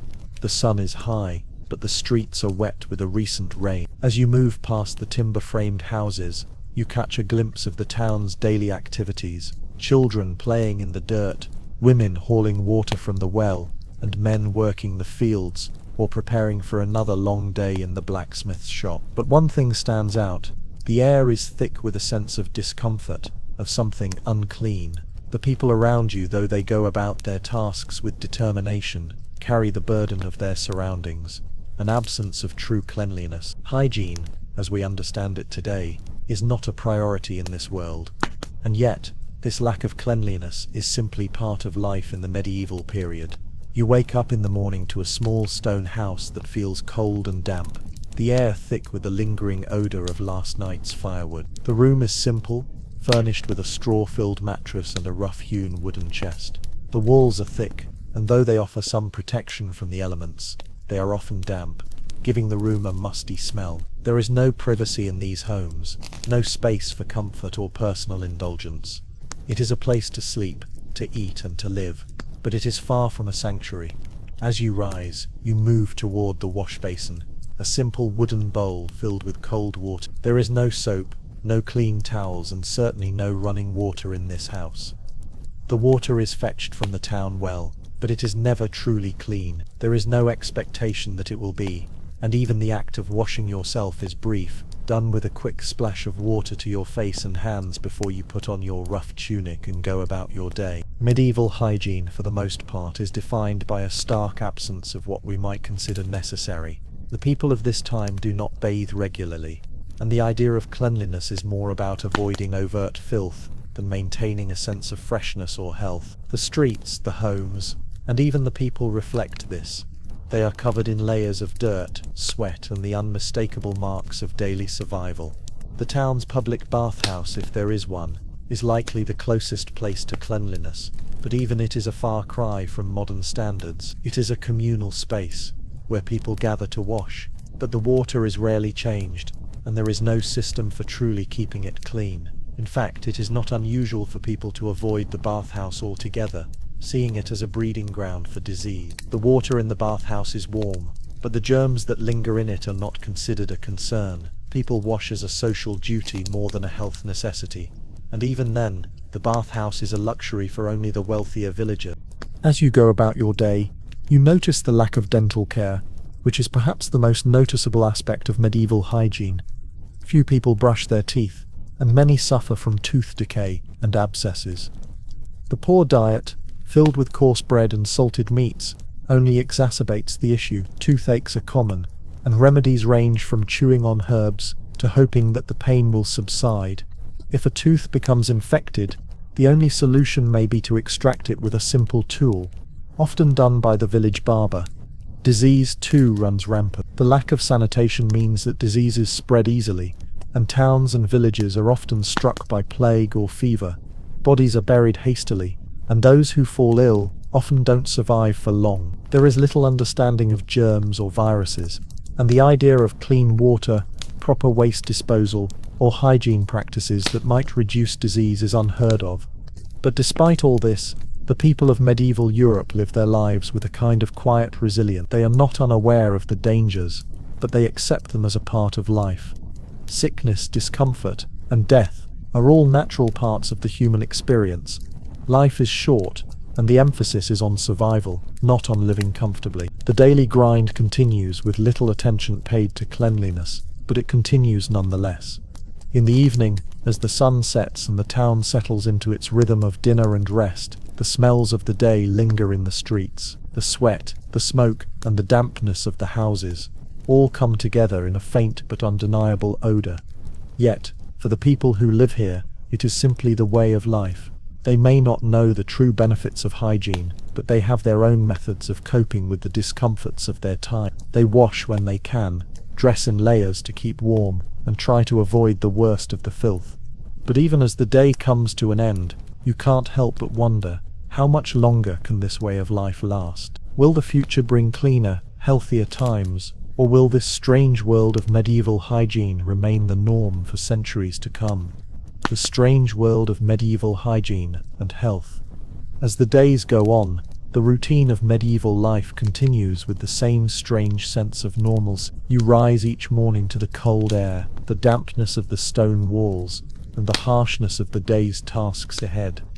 The absence of hygiene is so ingrained in this world that it becomes almost invisible, something that simply is, like the thick fog that lingers over the town each morning. People go about their lives with the constant presence of dirt and grime, and yet it's not something they think about much. It's simply how things are. As you move through the town again, you notice the people's attitudes toward personal care. While the wealthy may have access to perfumed oils and rare herbs to mask the scent of sweat, the poor have little choice but to live with it. People may use herbs to freshen their breath, or rub their skin with oil or vinegar to stave off unpleasant smells, but these are temporary measures, not solutions. Clothes, too, are seldom washed. They are mended when torn, patched when worn thin, and replaced only when they are completely unwearable. The notion of clean clothing is foreign to most, as garments are seen as tools to protect the body, not as items to keep pristine. On your way to the market square, you see children running through the streets barefoot, their feet caked in dirt. Their clothes are simple and worn, but it doesn't seem to bother them. They laugh and play in the muck, indifferent to the germs that might be lingering on the ground. It's a sign of resilience, an acceptance of the conditions they're born into. As you watch them, you can't help but marvel at their ability to find joy in such discomfort. They are not worried about the dirt or the disease that might follow it. They are simply playing, live. At the market, people barter for bread, vegetables, and other essentials, but the air is thick with the smell of the day's labor, the musk of bodies, the lingering scent of livestock, and the faint but persistent odor of smoke. There are no sanitation systems in place. Animal waste is discarded haphazardly, and human waste is often dumped into rivers or thrown into the streets. There is no concept of public health or cleanliness. For the most part, People simply avoid the worst of it, hoping that the disease doesn't come to their doorstep. You stop to talk to a merchant selling cloth, and you can see that his hands are stained with the dirt of the day. His face is weary, and his eyes tired, but there's a sharpness to his demeanor that suggests he's seen much in his years. He offers you a discount on the cloth, which is slightly frayed at the edges, but it's good enough for the simple life people here lead. Life here isn't easy, he says as you haggle over the price. But it's the way it's always been. No use complaining about the dirt or the disease. We do what we can. His words ring in your mind as you continue through the market, past people who seem unaffected by the dirt, the disease, and the discomfort that defines their existence. The idea of a life where hygiene and health are taken for granted is an alien one in this world. Here, survival is the focus.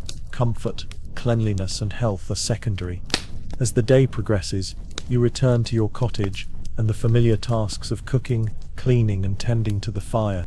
There is a feeling of exhaustion that hangs over you, a physical weight that seems to settle deeper into your bones with each passing day.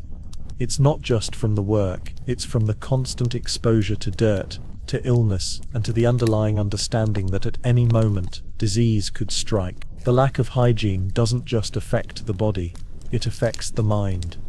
It leaves a subtle layer of stress, a constant awareness that things could be worse than they are. You sit down to dinner with your family. The meal is simple: bread, soup, perhaps a small bit of salted meat. The food is nourishing, but the feeling that something is lacking lingers. There's no variety, no fresh vegetables, and no fresh fruit. It's the same every day. Even the people you've spoken with at the market seem to share this fatigue. The quiet resignation to a life that is defined by survival, not by flourishing. As you eat, your thoughts wander back to the blacksmith's shop you passed earlier in the day. The man was covered in soot and sweat, his hands calloused from the labor of hammering metal. But unlike you, the blacksmith has the luxury of focusing on a craft, on creating something, on shaping the world around him. You, like most of the villagers, are focused on the daily struggle of simply surviving. You can't help but wonder what life would be like if the knowledge of hygiene, health, and disease were more widespread. Would the villagers still live in the same way, resigned to a life of dirt and discomfort? Or would the awareness of the dangers lurking in their surroundings make them fight for a better, cleaner life? The quiet, persistent presence of dirt, disease, and discomfort will always be a part of this world. It is a challenge that medieval Europe faces day after day, where even the simplest of joys, like the laughter of children playing, are overshadowed by the harshness of the environment. In this strange world of medieval hygiene and health, survival is the greatest luxury. How long can this way of life continue before the weight of disease and dirt becomes too much? Can the people of this time ever break free from the cycle of illness? Or will they continue to endure, as they always have? The strange world of medieval hygiene and health. The days grow shorter, and the harshness of the medieval world presses on. The town continues its daily rhythm, moving between labor and survival, the constant hum of life interspersed with the ever-present undercurrent of disease and discomfort. As you continue to walk through the village, you begin to see the toll that this world is taking on the people. Their faces are drawn, their eyes weary, their bodies bearing the marks of years spent laboring under conditions that seem almost impossible to endure. The blacksmith you saw earlier is now hunched over his anvil, sweat dripping from his brow as he shapes a horseshoe. His movements are slower, more deliberate, and the lines on his face have deepened. His body is growing frail, worn down by years of exposure to the smoke, the heat of the forge, and the lack of proper care. The air around him is thick with soot, and even as he works, he coughs into his hand, wiping away a smear of dirt from his mouth. You stop for a moment, watching him, and wonder how long he can keep going. How much longer can the people of this village endure, living in such conditions? The answer, you realize, is not simple. There is no magic cure, no quick fix to the disease and discomfort that surrounds them. They have learned to live with it, to accept it as a part of life. They endure because there is no other choice. As the evening sets in, The town begins to quiet. The work for the day is done, and the villagers head home to their modest cottages. The sky is streaked with the colors of the setting sun, and the air is filled with the sounds of evening, the crackling of fires, the murmurs of families gathering around tables, and the low hum of life that continues despite the hardships. You return to your cottage, where the familiar routine begins again. Your hands are sore from the work of the day, your muscles stiff from the long hours spent toiling in the fields. The air inside the cottage is thick with the smell of the fire, the cooking meal, and the dampness that clings to the stone walls. The fire crackles softly in the hearth, casting a warm glow over the room, but it does little to ease the discomfort in your body. You sit down to the simple meal prepared by your wife, bread, soup, and a small piece of salted meat, and you eat in silence, savoring the warmth of the food but aware of the weight that hangs over you. The world outside is filled with uncertainty. Disease is always lurking just around the corner, and the thought of illness never truly leaves your mind. You think of the blacksmith, his cough growing worse with each passing day. You think of the young children playing in the streets, their skin covered in dirt, their feet bare, and you wonder how long it will be before disease takes its toll on them too. But despite all this, there is a strange sense of resilience in the air. The people of this village are not defeated by the conditions they live in. They fight through the discomfort, the illness, and the uncertainty, finding moments of joy in the small things, a shared meal, a friendly conversation, the warmth of a fire on a cold night. They know that life is short, that every day is a battle, but they continue to live, to endure, because that is all they can do. As you sit by the fire, the sounds of the village outside fading into the night, you realize that this strange world of medieval hygiene and health is not so different from the world you live in today. The conditions may have changed, the knowledge of disease may be more advanced, but the struggle to survive, to find meaning in the face of hardship, remains the same. How long can the villagers endure in these harsh conditions? Will they ever learn the secrets of true hygiene and health? Or will they continue to live in this strange world where survival is the only luxury? The realities of living through the medieval plague. The Black Death has begun to creep its way through Europe, its shadow spreading like a wildfire across the land. You wake up in your small, humble cottage to the familiar sounds of village life. Cattle lowing in the distance, the clatter of wood as your neighbor tends to his firewood, and the faint hum of the market as people gather to trade goods. But there is a strange tension in the air today, a heavy sense of unease that has begun to settle over the village in the past few weeks. The news of the plague's arrival in nearby towns has reached your ears, carried on the wind by merchants and travelers. It's not the first time your village has heard of such a thing. Disease and sickness are no strangers to the medieval world. Yet there is something different about this plague. The reports are unlike any you've heard before. People falling ill suddenly, their bodies racked with fever and swelling, their skin blackened by boils. The disease seems to strike without warning, and no one knows what causes it, how it spreads, or how to stop it. Your mind lingers on these thoughts as you dress, the weight of uncertainty pressing on your chest. The morning is cold, the air damp from the overnight mist. The fire in the hearth has burned low, and you stoke it before heading outside. Your feet crunch on the frozen earth as you make your way to the well, your breath rising in a cloud of steam with every step. The market square is still empty, but you see a few people moving in the distance, their heads down, their eyes wary. There is a sense of quiet panic spreading through the village, though it is still unspoken. No one knows how to prepare for the plague. No one knows if it will come to their door, but everyone feels its presence in the air.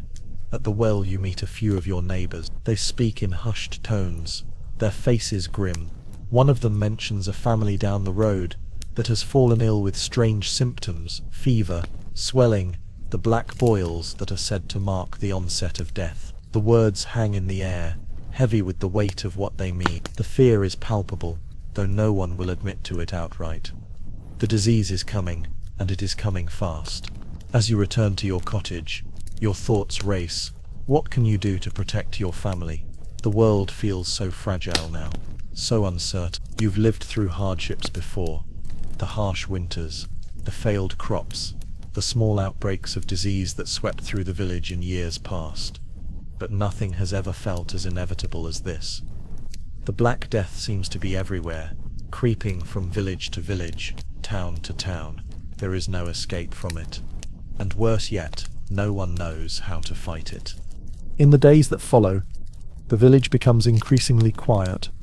The sounds of children playing in the streets, the chatter of market-goers, and the laughter of families eating dinner together begin to fade. People speak in whispers, eyeing one another with suspicion, worried that someone may have brought the plague to the village. The usual tasks, working the fields, tending to the animals, repairing the cottages, continue, but with a new sense of urgency, as though each day might be the last. The town's healer, an elderly woman with sharp eyes and a weathered face, sets up a small booth in the market. She has no answers, only prayers and potions. She offers advice that sounds more like superstition than fact. Burning incense, wearing amulets, keeping the windows closed to keep the bad air out. Some of the villagers flock to her, desperate for anything that might offer protection. Others, like you, are more skeptical, but the fear lingers in your heart nonetheless. At night, you lie awake in your bed, listening to the sounds of the village settling into an uneasy quiet. The only light comes from the flickering of the hearth, casting long shadows across the walls of your cottage. You think of your family, of your children, and of the fragile thread that connects you all to the world outside. What if the disease reaches your door? What if it takes away everything you fought so hard to build? The world outside may seem far away, but the plague is real, and it is coming. You can feel it in the air. You wonder how long your village can hold out against it. How many will fall ill before the plague is gone? And in the end, who will be left standing when the dust settles? The realities of living through the medieval plague. The days stretch on, and the tension in the village grows thicker with each passing morning. The Black Death has begun to claim victims, and it seems as though every day brings another announcement of sickness or death. You can feel it in the way the air hangs heavy with fear, in the way people look over their shoulders, in the hushed conversations behind closed. The plague is a shadow that looms over every aspect of life now, and there's no escaping it. The first family to fall ill lives just a few doors down from you. The news travels fast, and by the time you hear about it, it's already too late. The children are bedridden with fever, their bodies swollen and marked with dark boils. The father, too, has begun to show signs of the disease. You can hear their cries through the thin walls of their cottage, and the sound is enough to make your heart race in fear. You feel a strange sense of helplessness, as if the disease is something intangible and unstoppable. The healer comes, but there's nothing she can do. She mutters incantations and applies salves, but deep down, everyone knows it's too little, too late. The sickness moves quickly, and the fear that it brings is almost as contagious as the disease itself. A few days later, the family is gone. 2 children and their father have passed away, their bodies taken to the churchyard for burial. The mother, too, is gravely ill, but she is left to die alone, her fate sealed by the sickness that has already claimed so much. It isn't long before other families fall ill. The illness spreads silently through the village, like a shadow that passes from one home to the next. There's no telling how it spreads, no understanding of how one person can contract it while another remains untouched. Some villagers start to leave, packing up whatever belongings they can carry and fleeing to the countryside. The roads are filled with carts, and the cries of desperate people fill the air. They seek refuge in other towns, hoping to escape the plague, but they find that it has already followed them, like a relentless tide. You and your family stay behind, as there is no place to go. The roads are treacherous, and there is no guarantee that fleeing will save you. You remain in your cottage, your heart heavy with the fear of what might come next. The days pass slowly now, each one marked by the absence of familiar faces. The market square, once lively with the sounds of bargaining and laughter, is now eerily quiet. The few people who venture outside do so in fear, their eyes darting nervously from one person to the next. At night, the village is shrouded in an oppressive silence. You sleep with one ear open, listening for any signs of trouble, any coughing or cries that might signal the next victim of the plague. The weight of it all presses down on you, and you find yourself growing restless, unable to sleep for more than a few hours at a time. The fire in the hearth offers little comfort. The shadows cast by the flames seem to grow larger each night, as though the disease is watching, waiting to claim the next life. In the morning you rise early, as you always do, but the day feels different. It is colder, and the usual routine seems out of place. The fields must be tended, the animals must be fed, but the village feels deserted, as if life has paused for just a moment. The wind blows through the streets, carrying with it a strange, unsettling sense of abandonment. You work, though every task feels like a reminder of the fragility of life. Your hands are rough from the constant labor, but now they feel clumsy, unsure. You pass by the homes of your neighbors, many of which are dark and empty. Some families have fled, while others have fallen ill and are now confined to their beds, waiting for the inevitable. The smell of sickness lingers in the air, faint but unmistakable. There is no escape from it, no refuge from the ever-present threat that looms over the village. The healer's booth is now empty. She too has fallen ill, and no one knows what has become of her. The church bell rings once a day, marking the passage of time, but it is no longer a sound of celebration or prayer. It is a grim reminder of the toll that the plague is taking on the village, a reminder that time is running out. In the evening, as you sit by the fire with your family, you feel the weight of the silence. The world outside seems distant, unreachable. You think of the people who have passed, the families who have been torn apart, and the world that has been irrevocably changed by this invisible force. You wonder if things will ever return to normal, if life will ever be as it once was. But deep down you know that even if the plague is stopped, life will never be the same. The night stretches on, the wind howling outside, and you find yourself staring into the fire, lost in thought. The plague has taken so much already, but it has also changed the very fabric of life in the village. It has torn apart the sense of safety, of community, that once held everything together. Now all that remains is the quiet terror of the unknown, the fear that tomorrow might bring another death, another goodbye. How much longer can you and your family survive in this world of uncertainty? Will the plague take everything from you, or will you find a way to endure and Only time will tell, but the shadows of death grow longer, and the future grows ever more uncertain. The realities of living through the medieval plague. The days drag on, stretching into what feels like an eternity. The village, once filled with the sounds of daily life, is now eerily quiet. The market is almost deserted, save for the few brave souls who still try to barter for what little remains. The air feels thick with grief and fear, and the only sounds are the whispers of the wind, the crackling of fires, and the occasional cough or cry from one of the homes. You walk through the village streets, but it feels as though you are walking through a ghost town, each house empty or holding only the sick and the dying. The plague has taken nearly a quarter of the village, and it continues to spread with terrifying speed. Some families have lost multiple members, and others are too terrified to leave their homes, fearing that the very air they breathe carries death. The healer, once a respected figure in the village, has passed away, leaving the townspeople to fend for themselves in the face of an illness that no one understands. Your own family is still healthy, for now, but each day is a reminder of how fragile that health is. You can't help but feel the weight of the plague on your shoulders, the constant fear that at any moment, someone you love could fall ill. The sounds of coughing that echo through the walls of neighbouring cottages have become a haunting soundtrack to the village's daily existence. The plague is an invisible enemy, one that strikes without warning, and there is nothing you can do to stop it. All you can do is wait.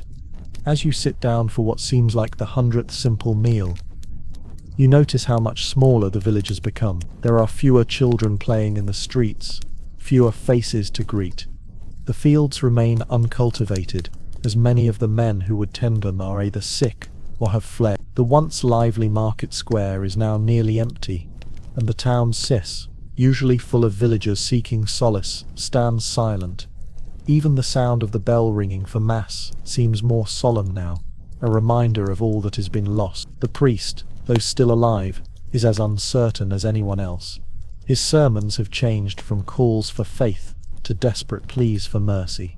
His prayers, once filled with hope, now seem almost like resignation. The villagers who still attend Mass do so in the hopes of finding peace in the face of such tragedy, but even they can sense that no prayer, No ritual will stop the plague from running its course. You continue with your work, though each task feels increasingly meaningless. The land needs tending, and there are animals to care for. But what is the point when the world around you seems to be falling apart? What will be left of the village when the plague has passed? How many more will fall before it ends? Will anyone remain? The shadows grow longer each evening, and your thoughts grow heavier as the days pass. You sit with your family around the fire, your children huddled close for warmth. But even the comfort of their presence doesn't erase the ever-present fear. The laughter that used to fill your home has been replaced with hushed voices and an underlying tension. You try to stay positive, to reassure them that the plague will eventually pass, but you know deep down that you can't make that promise. You can't promise them anything anymore. The night is filled with strange, unsettling dreams. Dreams of sickness and death, of loved ones slipping away. You wake up sweating, heart racing, and for a moment you wonder if the plague has somehow taken root within you too. You can't afford to be sick, not now, not with everything on the line, but the doubt lingers, gnawing at you, and every cough you hear, every slight feverish feeling, becomes a harbinger of doom. Days blend into one another, each indistinguishable from the last. You've heard rumors of the plague slowly moving out of the village, but you're not sure if it's true. No one trusts rumors anymore. The only thing you trust is the quiet terror that grows every day. Some say it's the bad air, others say it's punishment for sins, and others claim that it's simply fate. Whatever the cause, it doesn't seem to matter.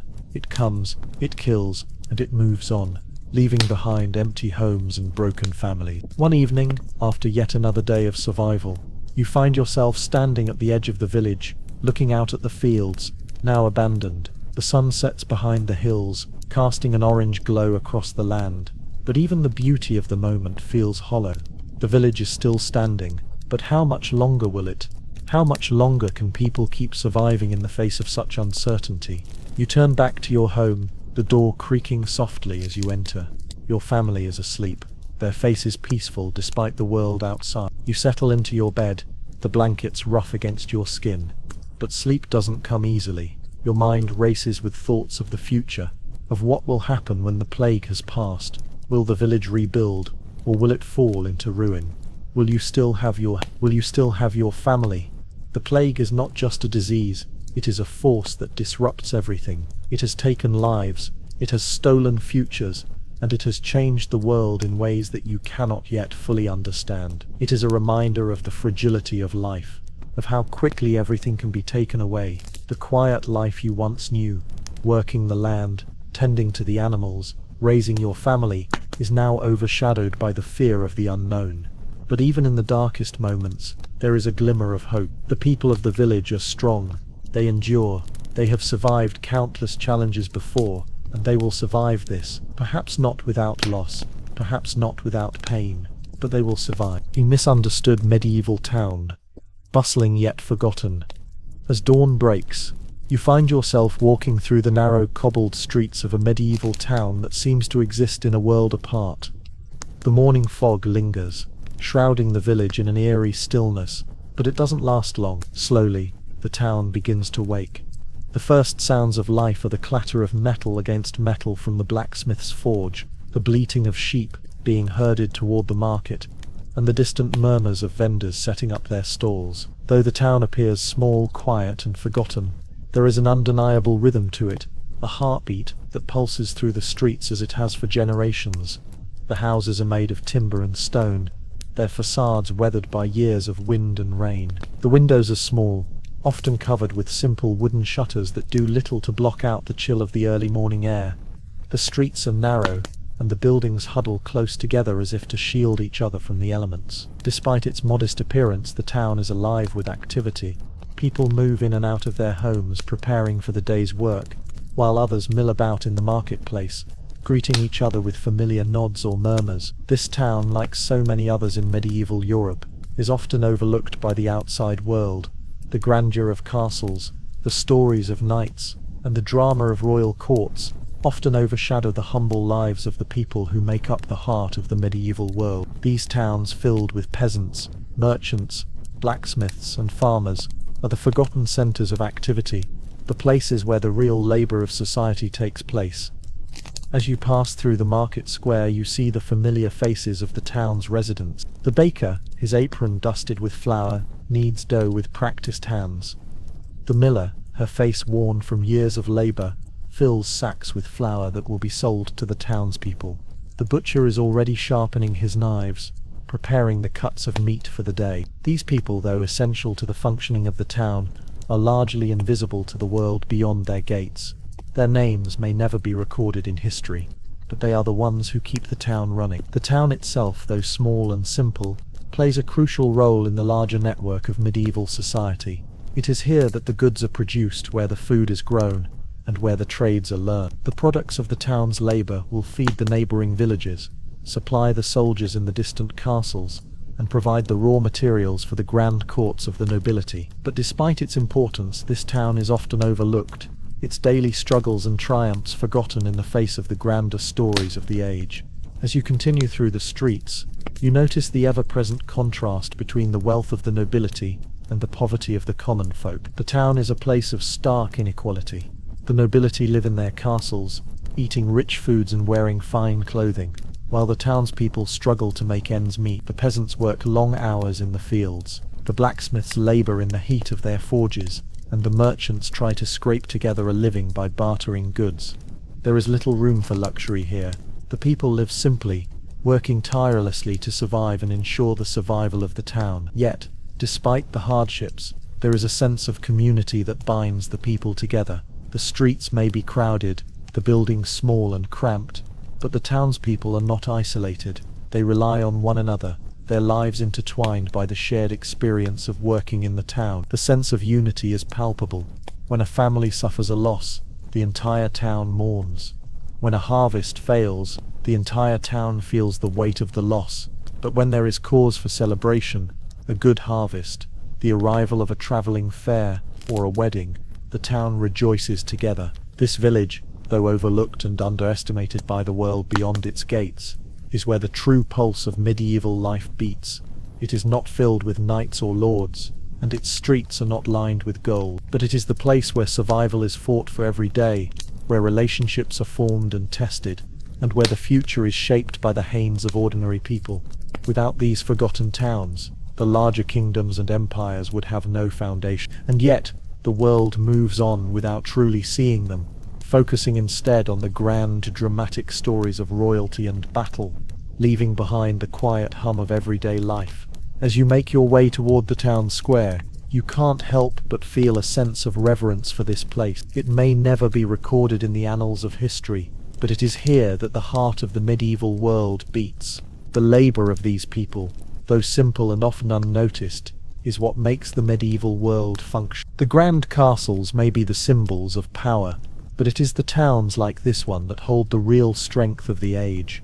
The misunderstood medieval town, bustling yet forgotten. The town, though simple, is the pulse of a world that is often dismissed as unsophisticated or insignificant. As you move deeper into its heart, you realize just how vital it is to the medieval landscape.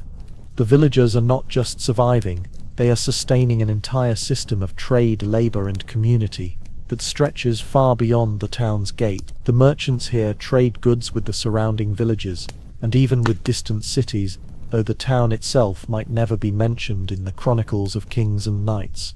These streets may not be grand, but they carry the weight of an entire society's survival. The market is now in full swing. The smell of fresh baked bread, salted fish, and roasted meats fills the air. The clinking of coins, the chatter of bargaining, and the occasional shout from a vendor offering a discount create a lively cacophony that contrasts sharply with the quiet, mundane existence that the outside world imagines for places like this. As you stand at the edge of the square, observing the goings-on, you realize that this village, while small, has its own realm, its own story, a story of resilience and perseverance, far removed from the glamorous tales of knights and kings. You pause by a stall selling hand-woven cloth. The vendor, an older woman with greying hair and a weathered face, smiles at you as you approach. She's seen countless faces in her time, but her eyes gleam with the same energy as the younger merchants. As she folds a piece of cloth for a customer, she looks up at you. "Good quality, this one," she says, her voice steady but soft, the product of a lifetime spent making cloth for the town. No finer weave in the kingdom, I tell you. You wouldn't find this in the castle, not unless you paid a high price. But here it's honest work, and it'll hold up longer than anything they sell to the nobles. You smile, realizing that she's right.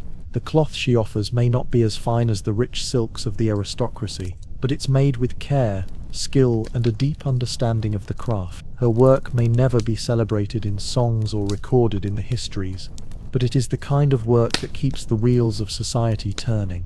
Without her, and countless others like her, the grand stories of chivalry and conquest would mean nothing. As you continue through the market, you see the blacksmith's forge glowing brightly.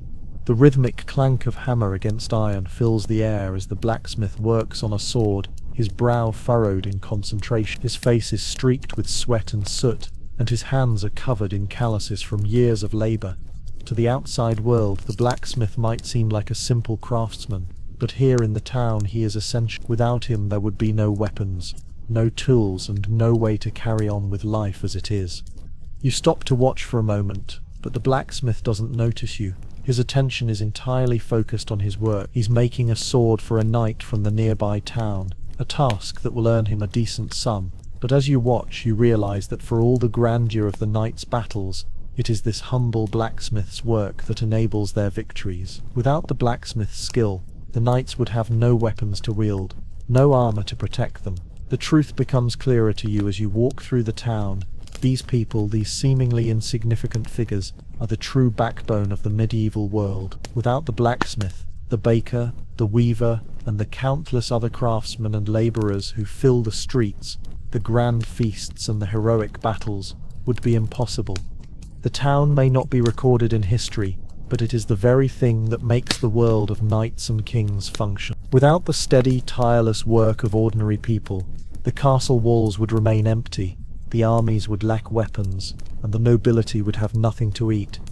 Yet, despite the crucial role these towns play, they remain largely unnoticed in the grander narratives of medieval life. The stories of the kingdom's rise and fall, of the knights' exploits and the royal feasts, dominate the history books, while the daily struggles of the townspeople remain hidden in the shadows. The true history of medieval Europe lies not in the castles or the battles, but in the forgotten villages that keep everything running. As you leave the market and make your way back to the quiet streets of the village, you feel a deep sense of appreciation for the work of the people around you. Their names may never be remembered, their deeds may never be recorded, but without them, the medieval world would have no foundation. It is in these humble towns, often ignored, often forgotten, that the true strength of the medieval world lies. Their labor, their craft, their resilience. These are the things that allow the grand stories of the nobility to be told at all. The town may not be famous, and it may never be written about in the histories, but it is where the real work is done. The bustling streets, the quiet labor, and the simple acts of survival are what make the medieval world turn. In the end, it is not the knights who shape history, it is the towns that support them. The misunderstood medieval town, bustling yet forgotten.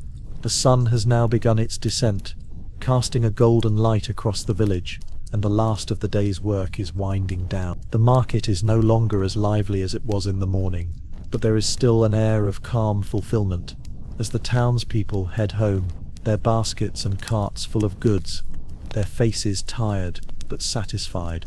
The rhythm of the day is coming to an end, but the town is far from silent. The distant clang of the blacksmith's hammer can still be heard, and the occasional bark of a dog echoes through the streets. As the evening stretches on, the village's communal heartbeat continues. You walk through the narrow streets, passing by the homes where the families inside are winding down, preparing for supper, and finding moments of peace in the midst of their labor. The villagers may not realize it, but in this simple life they are connected by a common thread: work, survival, and a shared history that is largely overlooked. You stop to watch a group of children playing in the dirt, their laughter filling the air. Their clothes are worn and soiled, their faces smeared with dirt, but they play with abandon, as if nothing in the world could trouble them. They run after each other, creating their own games and stories, oblivious to the challenges their parents face every day. For them, life is simple. and the world is one of possibilities. Watching them, you realize that despite the hardships, there is something profoundly beautiful about this life. The town may never be immortalized in the annals of history, but it is where life happens, day by day. The villagers' stories may never be told in grand narratives, but they are the very fabric of the medieval world. They are the unsung heroes, the silent strength that sustains the kingdoms and empires that would be nothing without them. As the night falls and the stars begin to twinkle in the sky, the village seems to settle into a peaceful quiet. The streets grow emptier, the sounds of life slowing as the villagers retire to their homes. The town has given all it has for the day, and now it rests. But even in this silence, there is a profound sense of connection, the connection between the past and the present, between the people who have lived and worked here for generations and those who will continue the work long after they are gone. You think back to the castles you've heard so much about, the towering stone walls, the grand halls filled with knights and royalty. These places, though impressive, are not where life truly happens. They are symbols of power and wealth, but it is the towns like this one that provide the foundation for the world they represent. The feasts in the castles are made possible by the bread baked in the town's ovens, by the tools forged in the blacksmith's shop, by the meat raised on the nearby farm. The knights may fight in battles, but it is the towns that supply them with the food, the weapons and the labor that make their victories possible. The truth of this village, and villages like it, is that they are the heart of medieval Europe. They are often overlooked, but they are the very reason that the larger stories, the battles, the royal intrigues, the conquests, are able to unfold. It is in these towns, in the quiet labor of everyday people, that the medieval world finds its strength. As you make your way back to your own cottage, you feel a deep sense of gratitude for the life you lead in this small village. It may not be glamorous, it may not be immortalized in history, but it is real. It is full of people who work tirelessly, who support one another, and who keep the wheels of the world turning. The stories of knights and kings may be celebrated, but the stories of the townspeople, the weavers, the farmers, the blacksmiths, are the stories that truly shape the world. The town may not be famous, but it is everything. It is the lifeblood of a world that would be nothing without the simple, quiet labor of the people who call it home. In their hands lies the strength of the medieval world, and in their hearts lies the pulse of history.